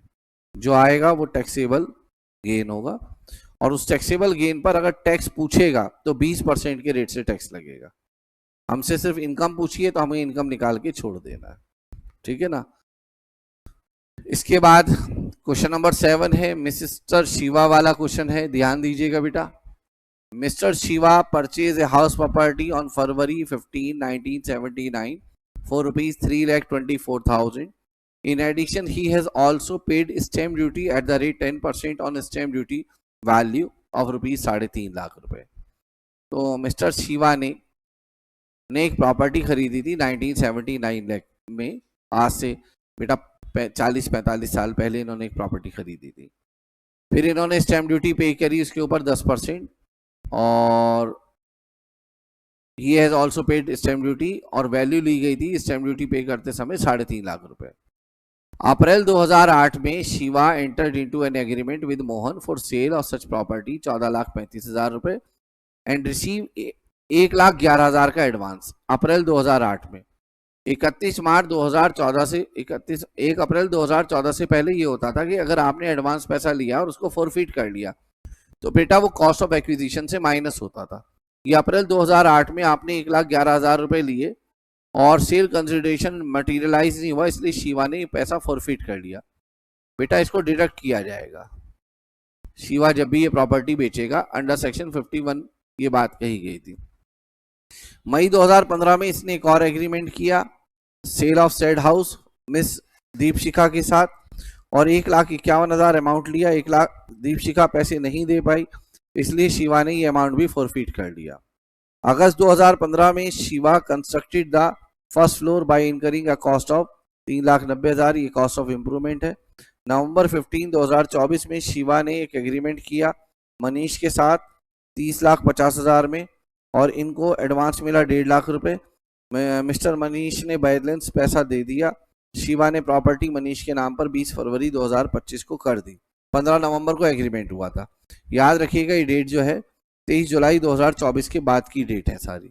और यहाँ पे क्योंकि शिवा एक रेसिडेंट इंडिविजुअल है तो 2 बार कैपिटल गेन निकालना पड़ेगा, एक बार विद इंडेक्सेशन, एक बार विदाउट इंडेक्सेशन। विद इंडेक्सेशन वाले पर 20% टैक्स लगेगा, विदाउट इंडेक्सेशन वाले पर 12.5% टैक्स लगेगा, ठीक है ना। शिवा ने 1% बेटा ब्रोकरेज भी पे की है। अब आगे कहते हैं 1 अप्रैल 2001 को फेयर मार्केट वैल्यू 11,25,000 है और स्टैम्प वैल्यू 10,70,000 है। Further the valuation as per the stamp duty authority on 15 November 2024 को 39 लाख है। सबसे पहले तो हम एसडीवी जो लेंगे वो डेट ऑफ एग्रीमेंट की ही लेंगे, इस डेट की, क्योंकि यहाँ पर आपको पैसा मिल गया था अकाउंट पे ही चेक से। और अगर स्टैम्प ड्यूटी वैल्यू आपको डेट ऑफ एग्रीमेंट और डेट ऑफ रजिस्ट्रेशन में से लेनी हो तो डेट ऑफ एग्रीमेंट की लो, प्रोवाइडेड बायर ने आपको पैसा दे दिया हो, अकाउंट पे ही चेक, अकाउंट पे ही ड्राफ्ट, आरटीजीएस, एनईएफटी, किसी के भी थ्रू पैसा आपको दे दिया हो, कैश छोड़कर किसी और बैंकिंग मोड से दे दिया, उसने दे दिया था। प्रॉपर्टी की बात हुई 30,50,000 में, बेटा इसका 110% करोगे तो 33,55,000 आएगा, और 39 लाख उससे बहुत ज्यादा है, तो आपका जो सेल कंसिडरेशन है इस क्वेश्चन में वो 39 लाख रहने वाला है। इसके अलावा आपने 1% कमीशन दी है सेल कंसिडरेशन पर, तो 1% जो निकालेंगे वो 30,50,000 पे निकालेंगे, और वो 30,500 आएगा। तो यहाँ से 30,500 माइनस करेंगे, नेट सेल कंसिडरेशन आ जाएगा। आप बता दीजिए मुझे, नेट सेल कंसिडरेशन आएगा 38,69,500, ये आ गया। अब क्वेश्चन उठता है कि हम कॉस्ट ऑफ एक्विजिशन कैसे निकालें। तो बेटा सबसे पहले तो इसने कितने की प्रॉपर्टी ये खरीदी थी, ये खरीदी थी इन्होंने 3,24,000 में, ठीक है ना। तो 3,24,000, अच्छा जो प्रॉपर्टीज होती हैं चेक करिए, उसकी फेयर मार्केट वैल्यू 11,25,000 है, और स्टैम्प ड्यूटी वैल्यू जो है वो 10,70,000 है। आ जाइए जी, बात कर रहे हैं हम कॉस्ट ऑफ एक्विजिशन निकालने की, कि कॉस्ट ऑफ एक्विजिशन निकालते समय हम क्या लेंगे। तो कॉस्ट ऑफ एक्विजिशन निकालते समय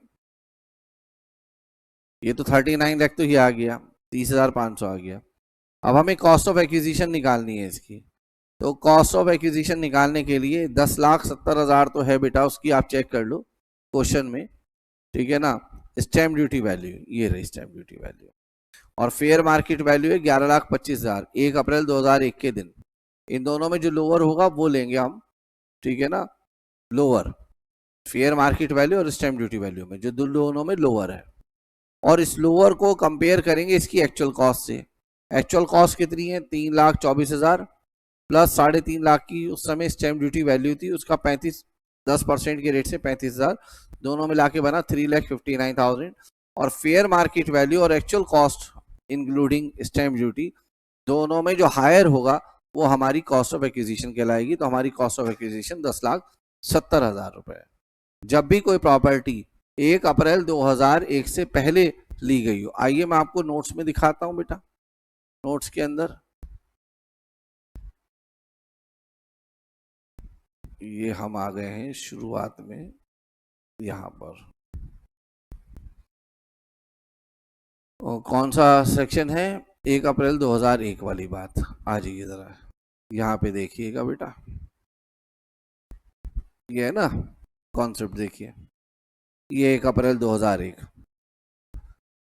ये लेते हैं ना फेयर मार्केट वैल्यू। ये देखिए यहाँ लिखा है इन केस ऑफ, सब लिखा हुआ जरूर होगा मेरे नोट्स में, इन केस ऑफ लैंड और बिल्डिंग लोअर लेते हैं एफएमवी और एसडीवी का, ये लिखा हुआ बेटा। मैं यहाँ ये भी लिख देता हूं, इसके लिए रेफर कर रहे हैं हम प्रैक्टिकल प्रॉब्लम 7 आईसीआई मॉड्यूल, ठीक है, ये लिख दिया हमने यहाँ पे, ठीक है, लिखी हुई सब चीजें। तो बेटा यहाँ देखो, हमने फेयर मार्केट वैल्यू और स्टैम्प ड्यूटी वैल्यू दोनों में लोअर क्या लिया, 10,70,000, और एक्चुअल कॉस्ट है हमारी 3,59,000। अब आपका ऑप्शन है चाहे 10,70,000 ले लो या 3,59,000 ले लो, तो कोई भी समझदार व्यक्ति ज्यादा जो वैल्यू होगी वो लेगा, क्योंकि कॉस्ट ज्यादा आएगी तो कैपिटल गेन कम। सर ये तो बात समझ में आ गई, ये बताओ ये क्यों माइनस किया। बेटा इसके लिए भी मैंने एक सेक्शन नंबर 51 लिखवाया हुआ है, और उसमें लिखवाया है कि 31 मार्च 2014 या उससे पहले अगर आपने एडवांस मनी कोई फॉरफिट की है तो उसे आप अपनी कॉस्ट ऑफ एक्विजिशन से माइनस कर देंगे। तो हम कॉस्ट ऑफ एक्विजिशन से माइनस कर रहे हैं 1,11,000 रुपए, जो आपने 1 अप्रैल 2008 में पैसा फॉरफिट किया था। उसके बाद एक 2015 में भी फॉरफिट किया है, मगर वो 31 मार्च 2014 के बाद फॉरफिट किया है, उसे इनकम फ्रॉम अदर सोर्स में लिया जाएगा, उसे माइनस नहीं किया जाएगा। ये है आपकी कॉस्ट ऑफ एक्विजिशन, और ये कॉस्ट ऑफ एक्विजिशन आप माइनस कर देंगे अपनी इनकम में से। देखिए यहां पे इस 38,59,500 में से 9,59,000 माइनस करेंगे विदाउट इंडेक्सेशन, और एक बार इसी 9,59,000 को इंडेक्सेशन के साथ माइनस करेंगे। इसके अलावा इनका एक इंप्रूवमेंट भी हुआ है 3,90,000 का, तो 3,90,000 एज इट इज माइनस कर देंगे, माइनस करके आंसर निकाल देंगे, और एक बार यही दोनों अमाउंट इंडेक्सेशन के साथ माइनस करेंगे। तो 2 बार आप आंसर निकालेंगे। इंडेक्सेशन जब करेंगे तो 20% टैक्स देना है, और जब इंडेक्सेशन नहीं करेंगे तो 12.5%। मुझे लगता है टैक्स लायबिलिटी नहीं पूछी है, बस इनकम पूछी है आपसे। टैक्स लायबिलिटी पूछी, हाँ पूछी है इस बार, देखो ये पूछी है टैक्स लायबिलिटी। और देखो यहाँ एज्यूम करने वाली बात जो मैं क्वेश्चन में कह रहा था वो यहाँ दी है कि जो आपकी बेसिक एग्जेम्पशन है वो फुल्ली एग्जॉस्ट हो चुकी है बाकी इनकम के साथ। इसका मतलब ये है कि बेटा आप मुझे पहले तो ये बताओ ये आंसर कितना आ रहा है इसमें से ये माइनस करके। 25,20,500। इस 25,20,500 पे 12.5% टैक्स निकाल दो। 25,20,500 12.5% टैक्स, जो 3,15,000 plus 4% health and education cess देना पड़ेगा। ठीक है, अच्छा अब इसी 9,59,000 को बेटा मल्टीप्लाई करो 363 से। ये कितना है बेटा? 38,69,500। और कितना था? 9,59,000 इंटू में 363 डिवाइड बाई 100, और दूसरा था बेटा 3,90,000। ठीक है ना, 3,90,000 इंटू में 363 363 और डिवाइड बाई 15, 16 का इंडेक्सेशन नंबर 254 है ना। तो बताइए कितना आया फर्स्ट वाला?